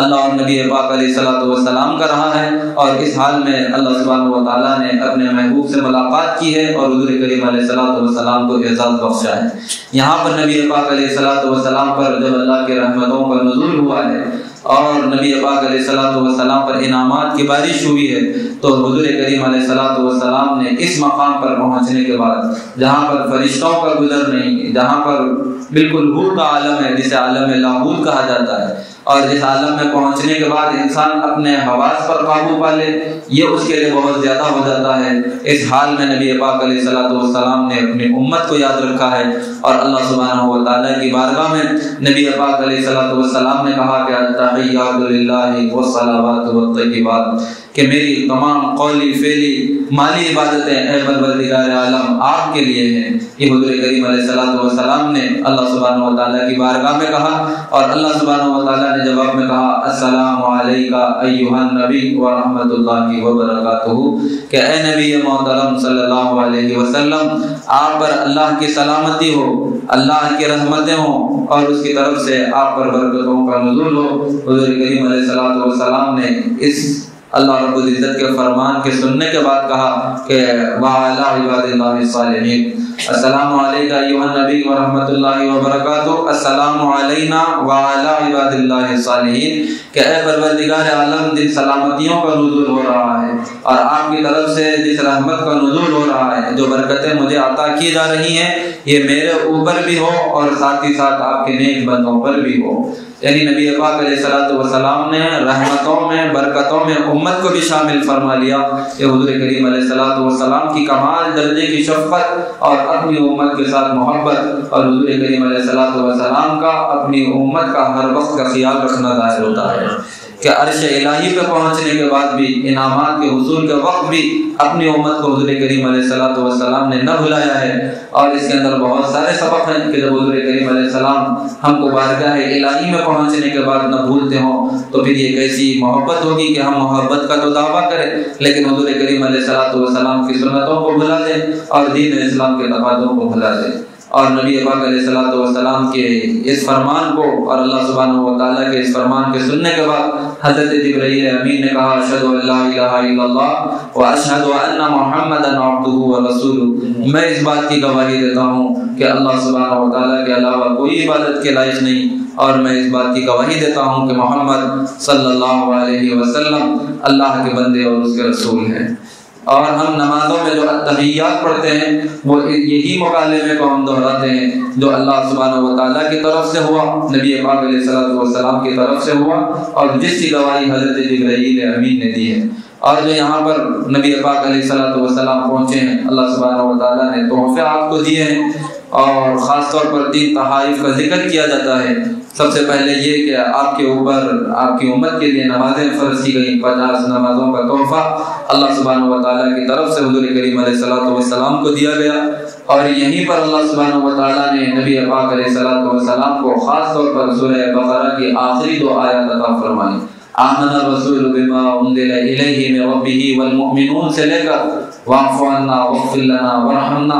انت مولانا فانصرنا علی القوم الکافرین تک کی جو آیات ہیں، یہ عرش الہی پر نبی پاک علیہ الصلوۃ والسلام کو عطا کی گئی ہیں، اور جبرائیل امین کے واسطے کے بغیر یہ وحی حضور کریم علیہ الصلوۃ والسلام پر ہوئی ہے، یعنی براہ راست خود حضور کریم علیہ الصلوۃ والسلام نے کہا آمن الرسول، یعنی سورہ بقرہ کے آخری 2 آیات عرش کے خزانوں میں سے خزانے ہیں جو خاص طور پر مجھے عطا کیے گئے، اور مجھ سے یہ وعدہ کیا گیا ہے کہ آپ اس میں سے جس چیز کا سوال اللہ سبحانہ و تعالیٰ سے کریں گے وہ چیز آپ کو عطا فرمائی جائے گی۔ اور اس کے اندر کیا ہے؟ دعائیں، ربنا لا تؤاخذنا ان نسینا واخطأنا ربنا ولا تحمل علينا اصرا كما حملته على الذين من قبلنا ربنا ولا تحملنا ما لا طاقة لنا به۔ اور پھر اس کے بعد عافیت کا سوال ہوا ہے، مغفرت کا سوال ہوا ہے، کافروں کے مقابلے میں نصرت کا سوال ہوا ہے۔ تو حضور کریم علیہ السلام سے وعدہ کیا گیا کہ آپ جس چیز کا سوال کریں گے اللہ سبحانہ و تعالیٰ آپ کو محروم نہیں فرمائیں گے،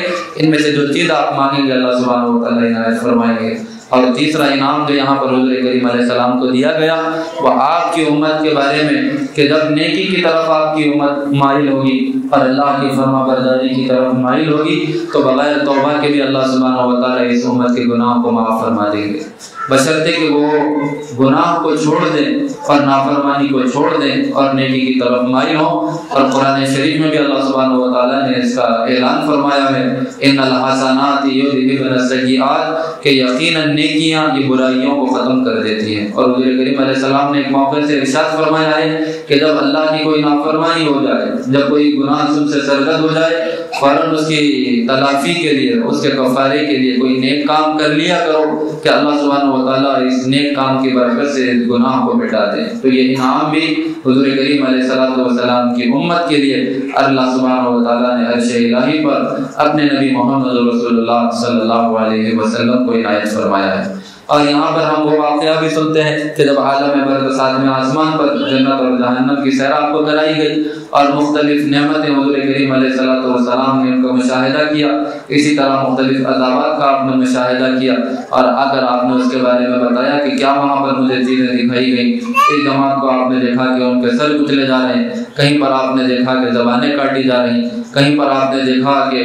پتل کے ناخن جن کے ہیں اور وہ اپنے چہروں کو نوچ رہے ہیں، کہیں پر آپ نے دیکھا کہ کسی کے پیٹ میں ایسے سانپ ہیں جو باہر سے نظر آ رہے ہیں اور انہیں اندر ہی اندر ایسے ڈس رہے ہیں جس کے وہ تاب نہیں لاتے۔ حضور کریم علیہ الصلوۃ والسلام نے کس گناہ پر کیا سزا دی جا رہی ہے اس کا مشاہدہ کیا، اور ہر مرحلے پر حضرت جبرائیل امین سے آپ نے پوچھا کہ یہ کس جرم کی سزا یہ بھگت رہے ہیں۔ جہاں پر سر کچلے جا رہے ہیں وہاں پر حضور کریم علیہ الصلوۃ والسلام سے جبرائیل امین نے کہا کہ یہ اللہ رب العزت کے احکامات کی نافرمانی کرنے والے، نمازوں کے چھوڑنے والے لوگ ہیں کہ ان کا سر جب اللہ کی بارگاہ میں نہ جھکا تو یہ اسی لائق ہے کہ ان کے سر کچلے جائیں۔ اور وہاں پر پھر اس کے بعد حضور کریم علیہ السلام کو بتایا گیا کہ ایک جماعت سے جس کی زبانیں کاٹی جا رہی ہیں تو ان کے بارے میں کہا گیا کہ یہ لوگ لوگوں کی غیبتیں کرنے والے اور لوگوں کی عزتوں کے پیچھے پڑنے والے، اللہ نے ان کے لیے عذاب مقرر کر دیا کہ ان کی زبانیں کاٹی جاتی رہیں گی، ایک مرتبہ زبان کاٹو دوبارہ وہ آ جائے گی، اور فرشتہ مستقل اسی کام میں لگا ہوا ہے اور یہ اس تکلیف کو برابر سہ رہا ہے۔ تو غیبت کا کتنا بڑا نقصان ہے یہ نمازوں کے چھوڑنے کا، حضور کریم علیہ الصلوۃ والسلام نے یہاں پر مشاہدہ کیا ہے اور لوگوں کو اطلاع دی۔ اور پھر اس کے بعد جن کے پیٹوں میں سانپ حضور کریم علیہ الصلوۃ والسلام نے دیکھے ان کے بارے میں حضرت جبرائیل امین سے آپ نے پوچھا تو کہا گیا کہ اے محمد صلی اللہ علیہ وسلم، یہ آپ کی امت میں سے وہ لوگ ہوں گے جو ناحق مال کھاتے ہوں گے اور خاص طور پر سود جنہوں نے کھایا ہوگا اور سود سے اپنے آپ کو بچانے کی کوشش نہ کی ہوگی، تو ان کے لیے یہ عذاب ہے کہ ان کے پیٹ میں اللہ سبحانہ و تعالیٰ نے سانپ پیدا کر دیے ہیں، یہ انہیں اندر ہی اندر ڈستے ہیں۔ کہیں پر آپ نے دیکھا ہے کہ لوگوں کی شرمگاہوں پر چیچڑے لپٹے ہوئے ہیں اور وہ چل رہے ہیں اور جہنم کے کڑوے اور بدمزہ پھل یہ کھا رہے ہیں۔ تو کہا گیا حضور کریم علیہ الصلوۃ والسلام کی جانب سے کہ جبرائیل کون لوگ ہیں جو اس طرح کی سزا بھگت رہے ہیں؟ جبرائیل امین نے کہا کہ محمد صلی اللہ علیہ وسلم، آپ کی امت کے وہ لوگ ہیں جنہیں اللہ سبحانہ و تعالیٰ نے نعمتوں سے نوازا تھا، مال کی فراوانی جن کے پاس تھی اور اللہ نے زکوٰۃ ان کے اوپر فرض کی تھی، لیکن مال کی محبت اس قدر دل میں ان کے داخل ہو گئی کہ زکوٰۃ دینے کے لیے آمادہ نہ تھے۔ اللہ نے انہیں ذلیل کر دیا اور جس مال کو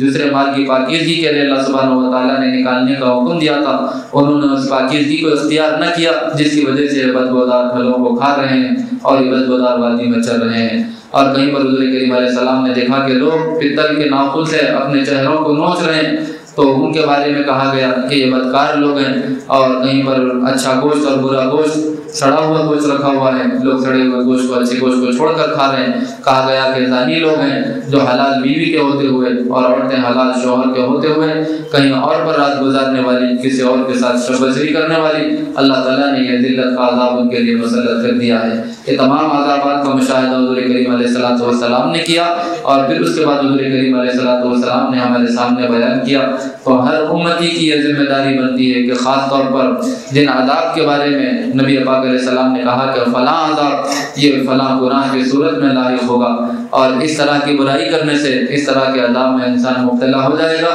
تو انسان کی ذمہ داری بنتی ہے اور اس کے ایمان کا تقاضا بنتا ہے کہ حضور کریم علیہ السلام نے اپنی آنکھوں سے جس کا مشاہدہ کیا ہے اور اس سزا کو حضور کریم علیہ السلام نے بیان کیا ہے، اس گناہ سے اپنے آپ کو بچانے کی کوشش کرے اور اللہ کے نافرمانیوں سے اپنے آپ کو بچانے کی کوشش کرے اور اللہ نے جو احکامات دیے ہیں اسے اپنے لیے اعزاز سمجھتے ہوئے کرے، اور اللہ کی رحمتیں اور نعمتیں اسی صورت میں بندے کو حاصل ہوں گی اگر بندہ کوتاہی کرے گا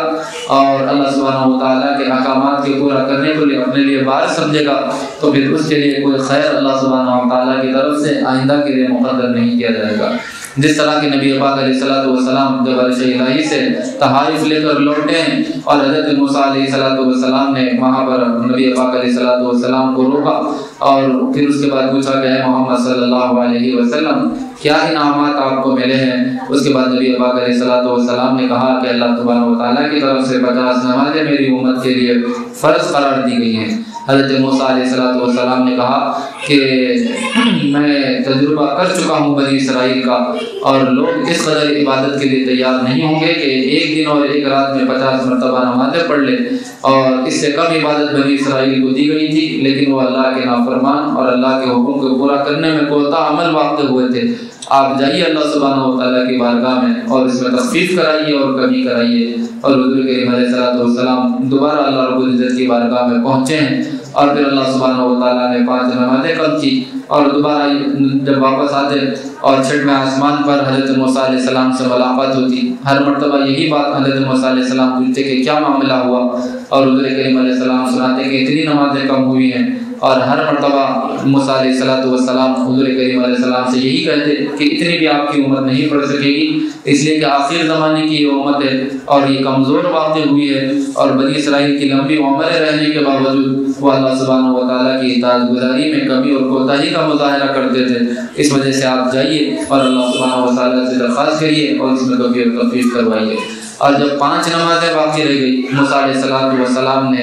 جب بھی یہی کہا کہ اے محمد صلی اللہ علیہ وسلم اس میں اور تخفیف کروائیے۔ نبی پاک علیہ الصلوۃ والسلام نے کہا کہ یہ تو انعام ہے جو 50 میرے سے اور کم ہوتے ہوتے 5 تک آئے ہیں، اب جاتے ہوئے مجھے حیا آتی ہے۔ یہیں پر حضور کریم علیہ الصلوۃ والسلام کو غیب سے یہ آواز آئی اللہ سبحانہ و تعالیٰ کی طرف سے کہ جو ہمارے پاس سے پہلی مرتبہ کہہ دیا گیا اس بات میں کوئی تبدیلی نہیں ہوگی اور اس وعدے میں کوئی تبدیلی نہیں ہوگی. اور اللہ سبحانہ و تعالیٰ کی طرف سے یہ طے تھا کہ اس طرح کا یہ واقعہ پیش آئے گا. 50 نمازیں فرض ہوں گی اور پھر اس کے بعد وہ کم ہوتے ہوتے 5 رہ جائیں گی اور یہ 5 50 کے برابر قرار دی جائیں گی. اللہ سبحانہ و تعالیٰ نے کہا کہ نمازیں 5 ہیں لیکن جو اجر و ثواب 50 نمازوں کا ہم نے طے کیا ہے اس اجر و ثواب میں کوئی کمی نہیں ہوئی. نمازوں کی تعداد میں کمی ہوئی لیکن اس کے اجر و ثواب میں کوئی کمی نہیں. اگر کوئی بندہ 5 وقت کی نماز پڑھے گا اللہ سبحانہ و تعالیٰ کی طرف سے جو اسے اجر و ثواب دیا جائے گا وہ 50 نمازوں کے برابر دیا جائے گا. گویا کہ ایک نماز یہ 10 نمازوں کے برابر ہے مسلمان کے لیے. اور پھر اس کے بعد اللہ سبحانہ و تعالیٰ کی محبت اور رحمت کو دیکھیے کہ اللہ سبحانہ و تعالیٰ کس قدر اس امت پر مہربان ہے حضور کریم علیہ السلام کی صورت سے کہ ایک مرتبہ کی بھی نماز اگر بندہ پڑھ لیتا ہے اللہ سبحانہ و تعالیٰ 10 مرتبہ کا اجر و ثواب اس کو عنایت فرماتے ہیں. یہ تحائف لے کر حضور کریم علیہ السلام واپس آئے ہیں اور واپسی کی کیفیت کے آپ کے دروازے کی کواڑ ہل رہی اور وضو کا جو پانی آپ کا تھا وہ بہہ ہی رہا تھا اور بعض روایات کے مطابق جو بستر کی گرمی تھی وہ بھی ختم نہ ہوئی اور وقت تھم سا گیا اور رسول پاک علیہ السلام واپس تشریف لے آئے ہیں اور صبح ہوئی اور مشرکین مکہ کے سامنے آپ نے اس معجزے کو ظاہر فرمایا اور بیان فرمایا تو لوگ اس کے اوپر شک کرنے لگے. اللہ سبحانہ و تعالیٰ نے اسی شک کو قیامت تک کے لیے ختم فرمایا قرآن شریف میں لفظ سبحان کے ذریعے. اور حضور کریم علیہ السلام کہتے ہیں کہ جب مشرکین مکہ کے سامنے میں نے اس معجزے کا ذکر کیا اس سفر کا ذکر کیا تو وہ لوگ کہنے لگے کہ مسجد الاقصی ہو کر کے آئے ہو تو بتاؤ کہ وہاں کتنے دروازے ہیں, وہاں کے دروازوں کی کیفیت کیا ہے, وہاں کے ستون کیا ہے. ظاہر سی بات ہے یہ روحانی نشانیوں کے مشاہدے کے لیے کرایا گیا سفر تھا. یہ کوئی سیاحت تو نہیں تھی کہ وہاں پر جا کر حضور کریم علیہ السلام دروازوں کو گننے لگ جائے, وہاں پہ جا کر ستونوں کی گنتی حضور کریم علیہ السلام کرنے لگ جائے. لیکن جب کافروں کی مشرکوں کی طرف سے یہ سوال ہوا ہے تو حضور کریم علیہ السلام تھوڑا سا اچھمبے میں پڑ گئے کہ میں اس کا کیا جواب دوں گا. اگر میں جواب نہ دوں تو یہ تو ٹھہرے استہزاء ٹھہرانے اور مذاق اڑانے اور مجھے جھوٹا گردانے کے. اللہ سبحانہ و تعالیٰ نے دستگیری فرمائی اور اللہ نے مدد فرمائی. حضور کریم علیہ السلام کہتے ہیں جب انہوں نے یہ سوال کیا اللہ سبحانہ و تعالیٰ نے مسجد الاقصی کو میرے نگاہوں کے سامنے کر دیا. یہ بھی حضور کریم علیہ السلام کا معجزہ ہے اور بہت سے مرتبہ ہوا ہے حضور کریم علیہ السلام کے ساتھ. کبھی مسجد الاقصی آپ کی نگاہوں کے سامنے کر دی گئی, کبھی جنت آپ کی نگاہوں کے سامنے کر دی گئی, کبھی دوزخ آپ کی نگاہوں کے سامنے کر دی گئی. ایک مرتبہ حضور کریم علیہ السلام نماز پڑھا رہے اور آپ 1-2 قدم آگے بڑھ کر دوبارہ پیچھے ہٹ گئے. بعد میں حضرات صحابہ کرام نے پوچھا کہ یا رسول اللہ صلی اللہ علیہ وسلم ہم نے آج نماز میں خلاف معمول آپ کو دیکھا ہے کہ اب آپ کچھ آگے بڑھ گئے اور پیچھے ہو گئے, اس کی وجہ کیا رہی ہے؟ حضور کریم علیہ السلام نے ارشاد فرمایا کہ میں نماز پڑھ رہا تھا اور جنت میرے سامنے کر دی گئی اور وہاں پر ایک انگور کا خوشہ مجھے نظر آیا, میں اسے توڑنے کے لیے آگے بڑھا اور مجھے تمہاری آزمائش کا اندیشہ ہوا جس کی وجہ سے میں واپس آ گیا. تو حضور کریم علیہ السلام کے لیے جنت و دوزخ مختلف مرحلوں میں سامنے کر دیے گئے. اور یہاں پر بھی جب حضور کریم علیہ السلام کی صداقت کی بات آئی ہے کہ حضور کریم علیہ السلام کی رسالت پر یہاں پر حرف اٹھایا جا سکتا تھا, اللہ سبحانہ و تعالیٰ نے فوراً بیت المقدس کو آگے کر دیا اور حضور کریم علیہ السلام پورے ہی اطمینان کے ساتھ اس کے جواب دینے لگے جو انہوں نے سوال کیے کہ کتنے ستون وہاں پر ہیں, وہاں کے دروازوں کی کیفیت کیا ہے. یہاں تک حضور کریم علیہ السلام نے کہا کہ جب میں مسجد الحرام سے مسجد الاقصی جا رہا تھا راستے میں فلاں مقامات پر میں نے قافلوں کو دیکھا ہے اور میرے اندازے کے مطابق جس قدر دوری پر وہ ہیں اتنے دن میں مکہ مکرمہ کو وہ پہنچیں گے. اور لوگ انتظار میں تھے کہ کیا واقعی بات حضور کریم علیہ السلام کی سچ ہوتی ہے. اور مشرکین مکہ جو انتظار میں تھے تو جس طرح حضور کریم علیہ السلام نے اندازاً فرمایا کہ جس قدر دوری پر وہ ہیں میرے اندازے کے مطابق اتنے دنوں میں وہ پہنچیں گے, جس قدر دن حضور کریم علیہ السلام نے بتائے تھے اسی دن کی مدت میں وہ قافلے مکہ مکرمہ کو پہنچے ہیں. تو یہ بالکل سچا سفر اور اللہ رب العزت کی طرف سے کرایا گیا سفر, حضور کریم علیہ السلام کے معجزے والا سفر. بالکل بھی اگر ماننا چاہیں تو لوگوں کے لیے ہدایت کے راستے اس کے لیے کھل جائیں اور جو نہ ماننا چاہیں تو جس طرح مشرکین مکہ کے لیے ہدایت کے دروازے بند ہو گئے لوگوں کے لیے بھی ہدایت کے دروازے بند ہو جائیں گے. تو حضور کریم علیہ السلام کی صداقت کا جب یہ واقعہ لوگوں نے اپنے ایمان کی تازگی کے لیے سنا ہے تو ان کے ایمان بھی تازہ ہوئے، اللہ سبحانہ و تعالیٰ نے مقامات بلند بھی ان کو عطا کی، اور مشرکین مکہ کے لیے جب انہوں نے ہدایت حاصل کرنا نہ چاہا تو اللہ سبحانہ و تعالیٰ نے انہیں ہی دلیل کر دیا جو حضور کریم علیہ السلام کے معجزے میں شک کرنے کے لیے آئے تھے۔ پوچھنے لگے کہ مسجد الاقصیٰ کے احوال بتاؤ، اور اگر نہ بتا سکیں تو اس طاق میں تھے کہ حضور کریم علیہ السلام کو نعوذ باللہ یہ کہہ دے کہ دماغی خلل ہے، یا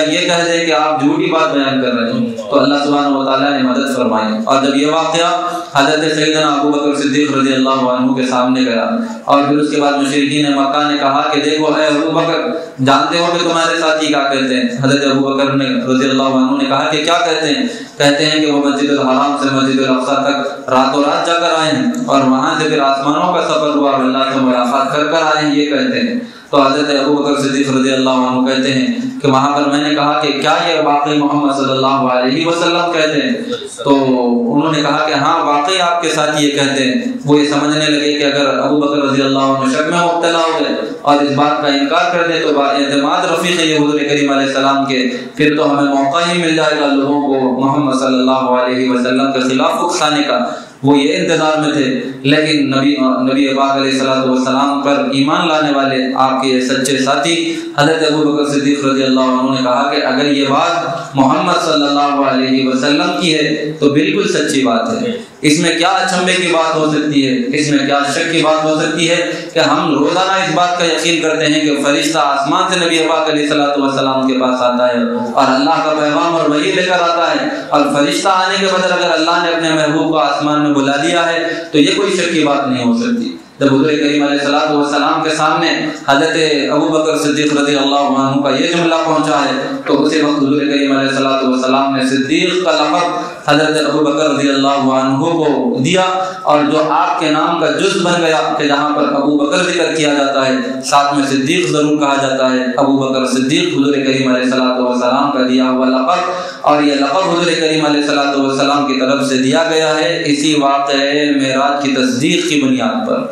تو اس معجزے کو سننے کے بعد حضور کریم علیہ السلام کی تعظیم کا دل میں پیدا ہونا، اور انسان کا اللہ سبحانہ و تعالیٰ کی طرف متوجہ ہونا، گناہوں سے اپنے آپ کو بچانا، ایمان میں تازگی کا پیدا ہونا، یہ ایمانی تقاضا ہے۔ اگر بندہ اس طور پر اس واقعے کو سنتا ہے اور اپنے حالات اور اعمال میں تبدیلی لاتا ہے تو اس کے لیے مبارک ہے کہ وہ حضرت صدیق اکبر رضی اللہ عنہ کی روش پر ہے۔ اور اگر کوئی اس واقعے کو صرف واقعے کی طرح سے سنتا ہے یا اس میں شکوک اور شبہات میں مبتلا ہوتا ہے تو وہ گویا کہ نافرمانوں کے طریقے پر ہے، یا اگر اس کے اندر شک اور شبہ نہیں لیکن صرف واقعات کی طرح بھی اسے سنتا ہے تو یاد رکھنا چاہیے کہ حضور کریم علیہ السلام نے قرآن شریف میں جب اللہ سبحانہ و تعالیٰ کی طرف سے آیتوں کا نزول ہوا اور پچھلی امتوں کے واقعات بیان ہوئے، اور احادیث شریفہ میں حضور کریم علیہ السلام نے پچھلی امتوں کے واقعات کو، ان کی برائیوں کو، ان کی آزمائشوں کو اور انبیاء علیہ السلام کی دعوتوں کو لوگوں کے سامنے پیش کیا تو لوگ کہنے لگے کہ یہ کیا بات ہوئی، یہ تو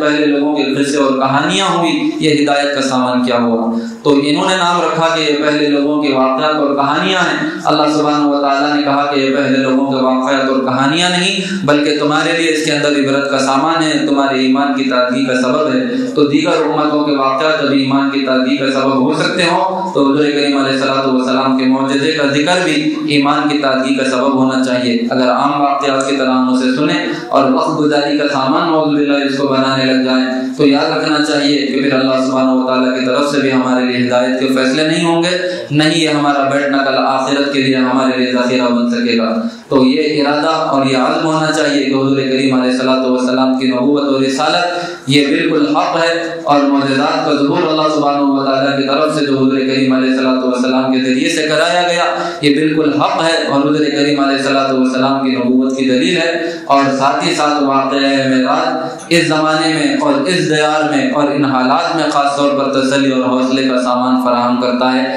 کہ مکے کے جو حالات تھے، حضور کریم علیہ السلام کو جو آزمائش میں مبتلا کیا گیا، مشرکین مکہ جو ستائے ہیں، اور خود حضور کریم علیہ السلام کو ہی نہیں بلکہ جو اہل ایمان تھے مختلف طرح کے آزمائش میں مبتلا کیے گئے۔ حضرت بلال رضی اللہ عنہ کا واقعہ ہمارے سامنے ہے۔ شب ابی طالب میں گزارے گئے 3 سال جس میں خود حضور کریم علیہ السلام رہے وہ ہمارے سامنے ہے۔ نہایت ہی آزمائش کا وقت تھا، بہت ہی کٹھن حالات تھے اور کچھ کھانے کے لیے بھی میسر نہیں آتا۔ حضور کریم علیہ السلام نے ارشاد فرمایا کہ جب ہم شب ابی طالب میں تھے تو حضرت بلال کے بغل جو چھپا کر لا لیتے بس وہی ہمیں کھانے کے لیے میسر ہو جاتا۔ اور انسان کے بغل میں کتنی چیز سمائی جا سکتی ہے، یعنی بالکل بائیکاٹ کیا گیا، خرید و فروخت پر پابندی لگائی گئی تو چھوٹے سے چمڑے بھی اگر میسر آ جاتے اسے ہی ڈھونڈ کر حضرات صحابہ جتنا میسر آیا وہی کھا کر اپنی بھوک مٹا دیتے۔ اس قدر آزمائش کا دور تھا اور مختلف کھانے آپ کو دیے گئے۔ مسجد الحرام میں نماز پڑھنے سے آپ کو روکا گیا اور دعوت و تبلیغ میں نبی پاک علیہ السلام کے لیے رکاوٹیں کھڑی کی گئی، جو ایمان لائے ان کے لیے آزمائشیں کھڑی کی گئی۔ تو اللہ سبحانہ و تعالیٰ نے ان تمام حالات کے بعد یہ معجزے کا ظہور فرمایا اور اس سفر کا ظہور فرمایا اور یہاں سے آپ علیہ السلام کو اور اسلام کو عروج عطا کیا گیا۔ تو انسانوں کے لیے، مسلمانوں کے لیے خاص طور پر سبق ہے کہ جس قدر حالات ہمارے لیے کٹھن ہو جائیں، جس قدر دشواریاں ہمارے لیے پیدا کی جائیں، جس قدر سخت قوانین ہمارے لیے بنائے جائیں، لیکن انسان کو چاہیے کہ وہ اللہ کے رحمت سے مایوس نہ ہو، اس لیے کہ یہ نبی پاک علیہ السلام کی تعلیم ہے، یہ اللہ سبحانہ و تعالیٰ کا حکم ہے۔ قُلْ يَا عِبَادِيَ الَّذِينَ أَسْرَفُوا عَلَىٰ أَنفُسِهِمْ لَا تَقْنَطُوا مِن رَحْمَةِ اللَّهِ إِنَّ اللَّهَ يَغْفِرُ الذُّنُوبَ جَمِيعًا إِنَّهُ هُوَ الْغَفُورُ الرَّحِيمُ۔ اے نبی صلی اللہ علیہ وسلم آپ میرے ان بندوں سے کہہ دیجئے جنہوں نے اپنی جانوں پر ظلم کیا ہے، گناہوں کا ارتکاب کیا ہے، وہ میری رحمت سے مایوس نہ ہو، میری رحمت بڑی وسیع ہے، میں گناہوں کو بخش دوں گا، میں بخشنے والا بھی ہوں اور میں مہربان بھی ہوں۔ تو حالات اگر ہمارے لیے سخت ہوں تو واقعہ معراج ہمارے لیے تسلی کا سامان ہے، ہمارے حوصلوں کو بڑھانے کا سبب ہے کہ مشکلیں جتنی آئیں گی لیکن اگر ہمارا تعلق اللہ سے مضبوط ہوگا، اگر ہماری نسبت نبی پاک علیہ السلام سے مضبوط ہوگی، اگر ہم ایمانی تقاضوں پر عمل کرنے والے ہوں گے تو اللہ سبحانہ و تعالیٰ بے یار و مددگار ہم کو نہیں چھوڑیں گے۔ جس طرح حضور کریم علیہ السلام کی مدد ہوئی، دیگر نبی علیہ السلام کی مدد ہوئی، حضرات صحابہ کرام کی مدد ہوئی اور اللہ سبحانہ و تعالیٰ نے اسلام کو غلبہ عطا فرمایا، اسلام کو عروج عطا فرمایا اور سارے جہاں میں جہاں پر مسلمانوں کی کوئی حکومت نہیں تھی، چند سالوں میں اس واقعے معراج کے بعد مدینے میں مسلمانوں کی حکومت بھی قائم ہوئی اور حضرت عمر رضی اللہ عنہ کے زمانے تک یہ سلطنت پھیلتے پھیلتے 3/4 دنیا پر اسلامی حکومت قائم ہو گئی۔ تو واقعہ معراج یہ عروج کا ابتدا ہے کہ اللہ سبحانہ و تعالیٰ نے یہاں سے مسلمانوں کو عروج بخشا ہے۔ تو اگر ہم اللہ سبحانہ و تعالیٰ کی ذات پر بھروسہ رکھتے ہوئے اور اس واقعے سے سبق حاصل کرتے ہوئے، دلوں کا اطمینان پیدا کرتے ہوئے اور ایمان کو تازگی بخشتے ہوئے اللہ کی طرف رجوع ہوں گے اور اس سے مدد مانگیں گے، اللہ سبحانہ و تعالیٰ بے یار و مددگار نہیں چھوڑیں گے اور دونوں جہانوں میں اللہ سبحانہ و تعالیٰ کی طرف سے رحمتیں ہمیں میسر آئیں گی اور آزمائشوں کا سلسلہ بھی ہمارے لیے ختم ہوگا۔ جس طرح سے 1500 سال پہلے اللہ تعالیٰ نے آزمائشوں کو ختم فرما کر غلبہ مسلمانوں کو عطا فرمایا تھا،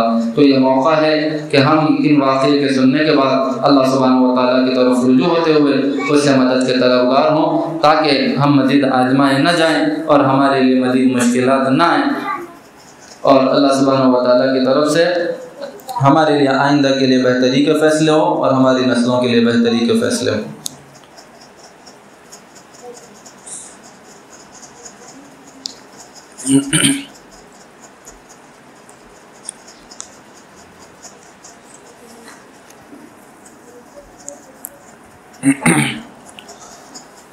اللہ کی اسی رحمت کے طلبگار بنتے ہوئے اس کی بارگاہ میں دعا کرتے ہیں، اللہ سبحانہ و تعالیٰ اپنی رحمت ہماری طرف متوجہ فرما دے۔ الحمدللہ رب العالمین والصلاة والسلام علی سید الانبیاء والمرسلین ربنا آتنا فی الدنیا حسنۃ وفی الآخرۃ حسنۃ وقنا عذاب النار اللهم انا نسألك العفو والعافیة فی الدنیا والآخرہ اللهم انت السلام ومنک السلام تبارک ربنا وتعالی یا ذا الجلال والاکرام۔ اے اللہ آپ بادشاہوں کے بادشاہ ہیں، اے اللہ آپ شہنشاہوں کے شہنشاہ ہیں، اے اللہ آپ قادر ہیں، اے اللہ آپ قیوم ہیں اور مقتدر اعلیٰ ہیں، اے اللہ تمام آپ کی اچھی صفات ہیں، اے اللہ آپ سے بڑا کوئی نہیں، آپ سے اعلیٰ اور ارفع کوئی نہیں، اے اللہ آپ کی شان بڑی ہے، اے اللہ آپ جو چاہتے ہیں وہ ہوتا ہے، اے اللہ آپ کی مرضی چلتی ہے، آپ کا حکم نافذ ہوتا ہے، اے اللہ ہم تمام دنیا سے کٹ کر آپ کی بارگاہ میں حاضر ہوئے ہیں، اے اللہ ہم آپ کے اچھے ناموں کے ساتھ آپ کو پکارتے ہیں، اللہ آپ کی وحدانیت کا اقرار کرتے ہیں، اے اللہ آپ کے ساتھ کسی کو شریک نہیں ٹھہراتے، اے اللہ آپ کے حبیب صلی اللہ علیہ وسلم کی نبوت کا اقرار کرتے ہیں، اے اللہ آپ کے بھیجے ہوئے رسولوں کی نبوت کا اقرار کرتے ہیں، اے اللہ آپ کی اتاری ہوئی کتابوں کا اقرار کرتے ہیں، اے اللہ آپ کے فرشتوں پر ایمان لاتے ہیں، اے اللہ آپ پر ایمان لاتے ہیں، اے اللہ آپ کی فرما برداری کا ہم اے اللہ ارادہ کرتے ہیں، اے اللہ عزم کرتے ہیں، اور اے اللہ آپ کے ان اچھے ناموں کے پکارنے کے ساتھ ہم آپ کی رحمت کے طلبگار بن کر آئے ہیں، اے اللہ ہم پر اپنی رحمتوں کا نزول فرما دیجیے، اے اللہ کرم کا معاملہ فرما دیجیے، اے اللہ رحم کا معاملہ فرما دیجیے، اے اللہ ہماری مدد فرما دیجیے، اے اللہ ہمارے احوال یقیناً بہت برے ہیں، اے اللہ ہماری زندگیاں بہت بری ہیں، اے اللہ نافرمانیوں میں ہماری زندگی بسر ہوئی ہے، اے اللہ ہم خطا کار ہیں، ہم ریاکار ہیں، سیاکار ہیں، بدکار ہیں، اے اللہ کچھ بھی ہیں لیکن آپ کے حبیب صلی اللہ علیہ وسلم کے امتی ہیں، اے اللہ اگر ہمارے نامہ اعمال میں کوئی ایسا عمل نہ ہو جس کی وجہ سے آپ کی رحمت ہماری طرف متوجہ ہو تو اے اللہ اپنے حبیب صلی اللہ علیہ وسلم کی صورت ہی سے ہم پر رحم فرما دیجئے، اے اللہ ہم پر کرم فرما دیجئے، اے اللہ ہم رحم کے محتاج ہیں، اے اللہ ہم کرم کے محتاج ہیں، اے اللہ اپنی رحمتوں کا نزول فرما دیجئے، اے اللہ اپنی رحمتوں میں جگہ عنایت فرما دیجئے، اے اللہ ہمیں غیروں کے حوالے نہ فرمائیے، اے اللہ ہمیں ظالموں کے حوالے نہ فرمائیے، اے اللہ ستمگروں کے حوالے نہ فرمائیے، اے اللہ شیطان کے حوالے نہ فرمائیے، اے اللہ ہمارے نفس کے حوالے نہ فرمائیے، اے اللہ ہمارے حال پر رحم فرمائیے، اے اللہ ہمارے حال پر رحم فرمائیے، اے اللہ اپنی رحمتوں میں جگہ عنایت فرما دیجئے، اے اللہ ہماری مغفرت فرما دیجئے، اے اللہ ہماری مغفرت فرما دیجئے، اے اللہ دین اسلام سے سچی وابستگی ہم کو نصیب فرما دیجئے، اے اللہ دین اسلام کی محبت دلوں میں پیدا فرما دیجئے، اے اللہ آپ کی محبت دلوں میں پیدا فرما دیجئے، اے اللہ آپ کی محبت عطا فرما دیجئے، اے اللہ آپ ہمارے بن جائیے، اے اللہ آپ ہمارے بن جائیے، اے اللہ ہمیں اپنا بنا دیجئے، اے اللہ آپ کے حبیب صلی اللہ علیہ وسلم کی محبت عطا فرما دیجئے، اے اللہ خلوص عطا فرما دیجئے، اے اللہ نیتوں کو خالص فرما دیجئے، اے اللہ نیتوں کے فساد سے حفاظت فرما دیجئے، اے اللہ اخلاقی بگاڑ سے ہماری حفاظت فرما دیجئے، عقیدوں کے بگاڑ سے ہماری حفاظت فرما دیجئے، اے اللہ پاکیزگی ہم کو عطا فرما دیجئے، اے اللہ ہماری نظروں کو پاک کر دیجئے، اے اللہ ہماری سوچ و فکر کو پاک کر دیجئے، اے اللہ ہمارے اخلاق کو پاکیزہ بنا دیجئے، اے اللہ ہمارے اعمال کو پاکیزہ بنا دیجئے، اے اللہ تقوی عنایت فرما دیجئے، اے اللہ تقوی عنایت فرما دیجئے، اے اللہ آپ کا خوف آپ کی خشیت نصیب فرما دیجئے، اے اللہ آپ کا خوف آپ کی خشیت نصیب فرما دیجئے، اے اللہ تمام برے اعمال سے ہماری حفاظت فرما دیجئے، تمام برے اخلاق سے ہماری حفاظت فرما دیجئے، اے اللہ ہماری بدنگاہی کو معاف فرما دیجئے، اے اللہ ہمارے زبان کے غلط استعمال کو معاف فرما دیجئے، اے اللہ ہماری سوچ و فکر جو غلط ہو چکی ہے اللہ معاف فرما دیجئے، اے اللہ جن گناہوں کی وجہ سے ہم آزمائش میں مبتلا کیے جا رہے ہیں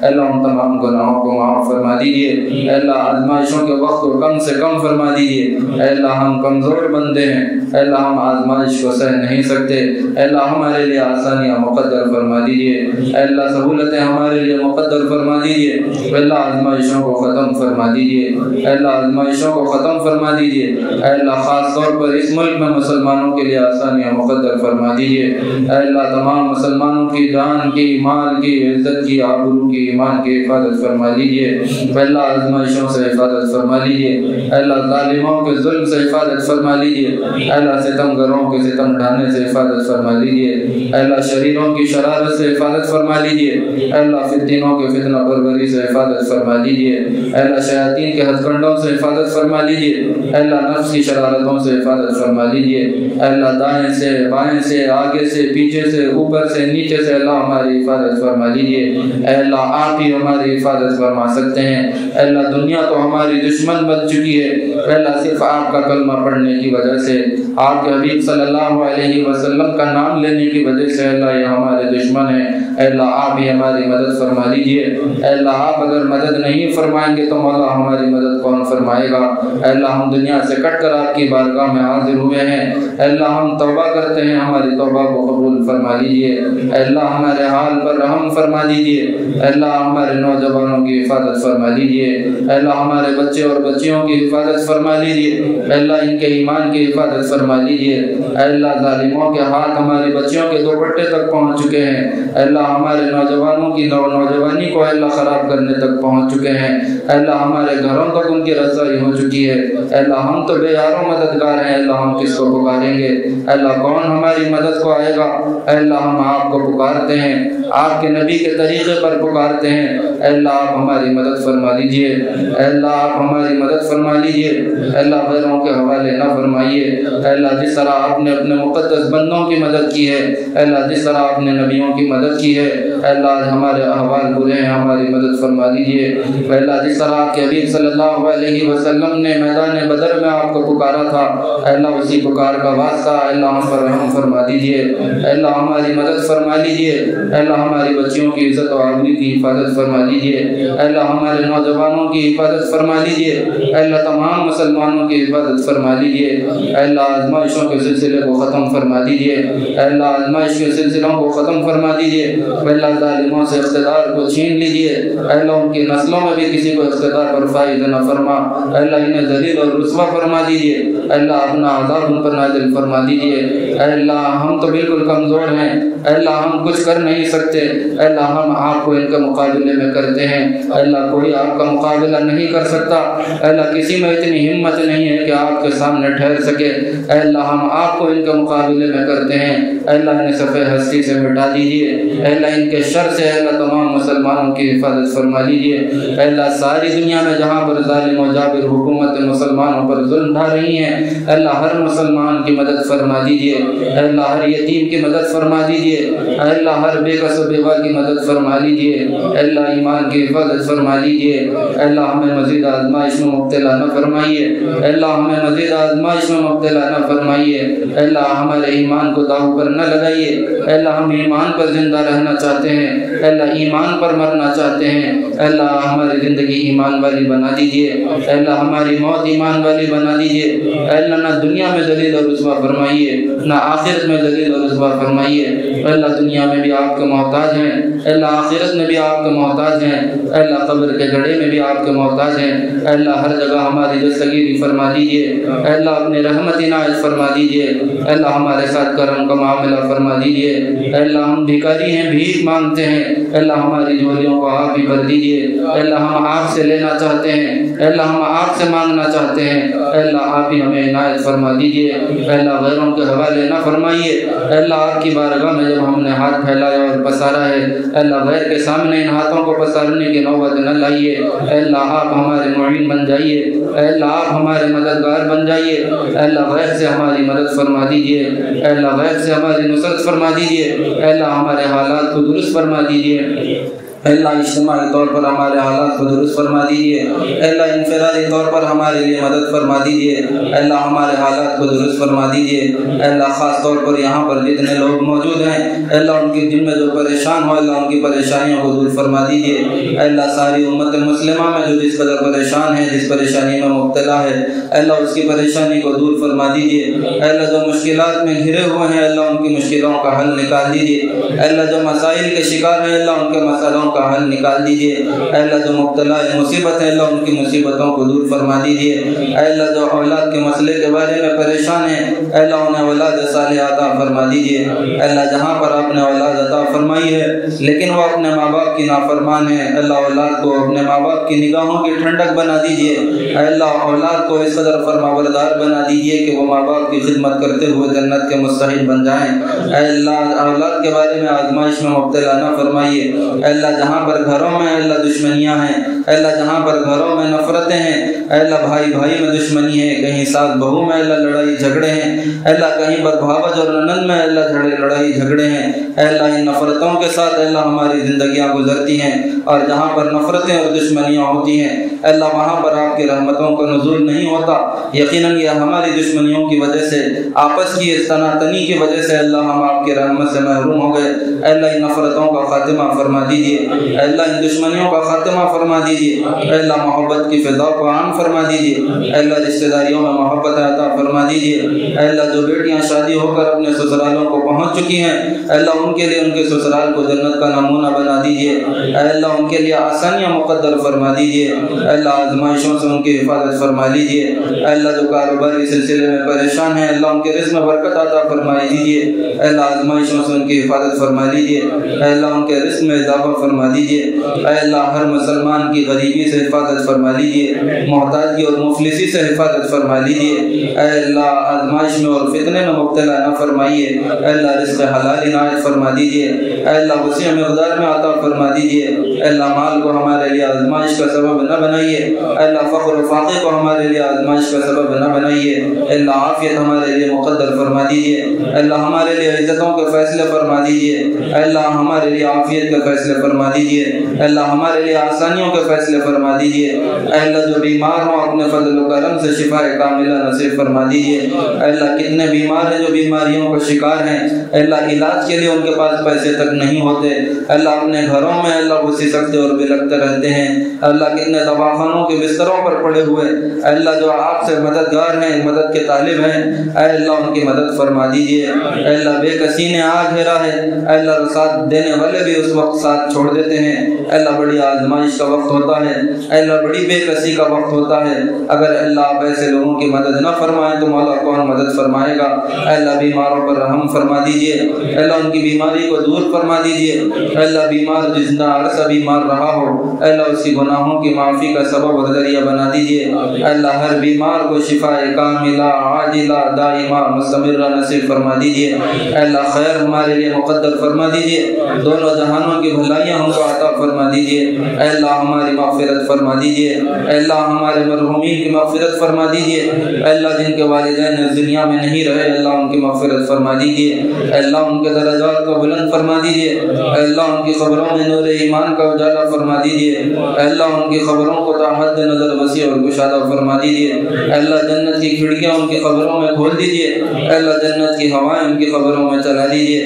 ہماری طرف سے بہترین بدلہ ان کو عنایت فرما دیجیے، اے اللہ ان کی بھرپور مغفرت فرما دیجیے، اے اللہ یہ ہمیں سہارا دینے والے انگلی پکڑ کر چلانے والے آج قبروں کے حوالے ہو گئے، اے اللہ ان کی یاد آتی ہے تو بڑے مغموم ہو جاتے ہیں، اے اللہ ہم ان کے لیے کچھ کر نہیں سکتے لیکن اے اللہ آپ کے رحمتوں کے حوالے ہیں، اللہ اپنے رحمتوں میں جگہ ان کو عنایت فرما دیجیے، اے اللہ ان کے درجات کو بلند فرما دیجیے، اے اللہ ہماری طرف سے بہترین بدلہ ان کو عنایت فرما دیجیے، اے اللہ ہم بھی آپ کی مغفرت کے طلبگار ہیں، اے اللہ ہماری بھی مغفرت فرما دیجیے، اے اللہ شیطانی دھوکوں سے ہماری حفاظت فرما دیجیے، اے اللہ جب تک ہماری زندگی ہو آپ کی فرما برداری میں زندگی گزارنے کی توفیق عطا فرما دیجیے، اے اللہ جب اس دنیا سے جانے کا وقت آئے تو کلمے والی موت نصیب فرما دیجیے، اے اللہ اپنی بارگاہ میں اس حالت میں بلائیے کہ ہمارے گناہوں کی بخشش ہو چکی ہو، اے اللہ آپ ہماری مغفرت کا فیصلہ فرما چکے ہوں، اے اللہ اس حال میں اپنے پاس بلائیے، اے اللہ موت کے وقت شیطان کے فتنے سے ہماری حفاظت فرما لیجیے، اے اللہ ایمان کی محرومی سے ہماری حفاظت فرما لیجیے،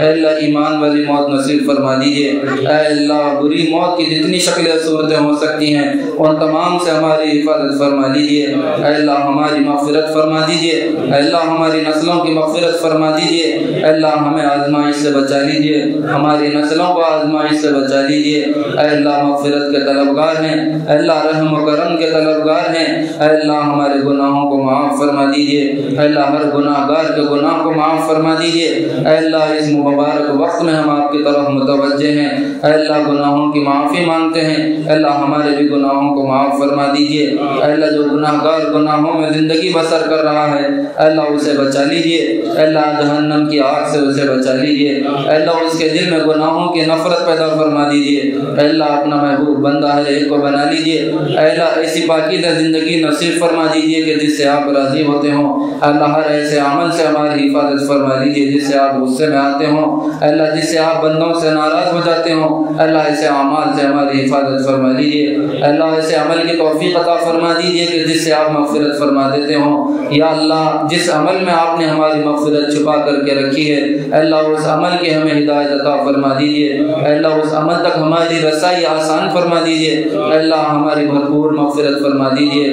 اے اللہ ہماری بھرپور مغفرت فرما دیجیے، اے اللہ دنیا میں بھی آپ کے محتاج ہیں، اے اللہ قبر کے گڑھے میں بھی آپ کے محتاج ہیں، اے اللہ میدان محشر میں آپ کے محتاج ہیں، اے اللہ کبھی بھی رسوا نہ فرمائیے، اے اللہ اپنی مدد کا سایہ کبھی بھی ہم سے دور نہ فرمائیے، اے اللہ اپنی رحمتوں کا سایہ کسی عالم میں ہم سے دور نہ فرمائیے، اے اللہ ہر حال میں ہم پر اپنی رحمتوں کا نزول فرما دیجیے، اے اللہ قبر میں بھی ہوں گے وہاں پر فرشتوں کے سوالوں کے جواب ہمارے لیے آسان بنا دیجیے، اے اللہ میدان محشر میں حاضر ہوں گے وہاں پر اللہ ہمارے لیے آسانی مقدر فرما دیجیے، اے اللہ آپ کے عرش کے سائے میں جگہ ہم کو عنایت فرما دیجیے، اے اللہ آپ کے حبیب صلی اللہ علیہ وسلم کے ہاتھوں سے جامع کوثر ہم تمام کو نصیب فرما دیجیے، اے اللہ ہم جو مانگتے ہیں اپنی بساط کے موافق مانگتے ہیں، اے اللہ ہم اپنی حیثیت کے مطابق مانگتے ہیں، اے اللہ آپ اپنی شایان شان ہم کو عطا فرما دیجیے، اے اللہ جو خیر ہم نے مانگا ہے، اے اللہ ہم اپنی بساط کے موافق ہم نے مانگا ہے، جو باتیں ہمارے ذہن میں اس وقت آئی ہیں مولا ہم نے ان کا سوال کیا ہے، اے اللہ بہت سارا خیر جو مانگنا چاہیے تھا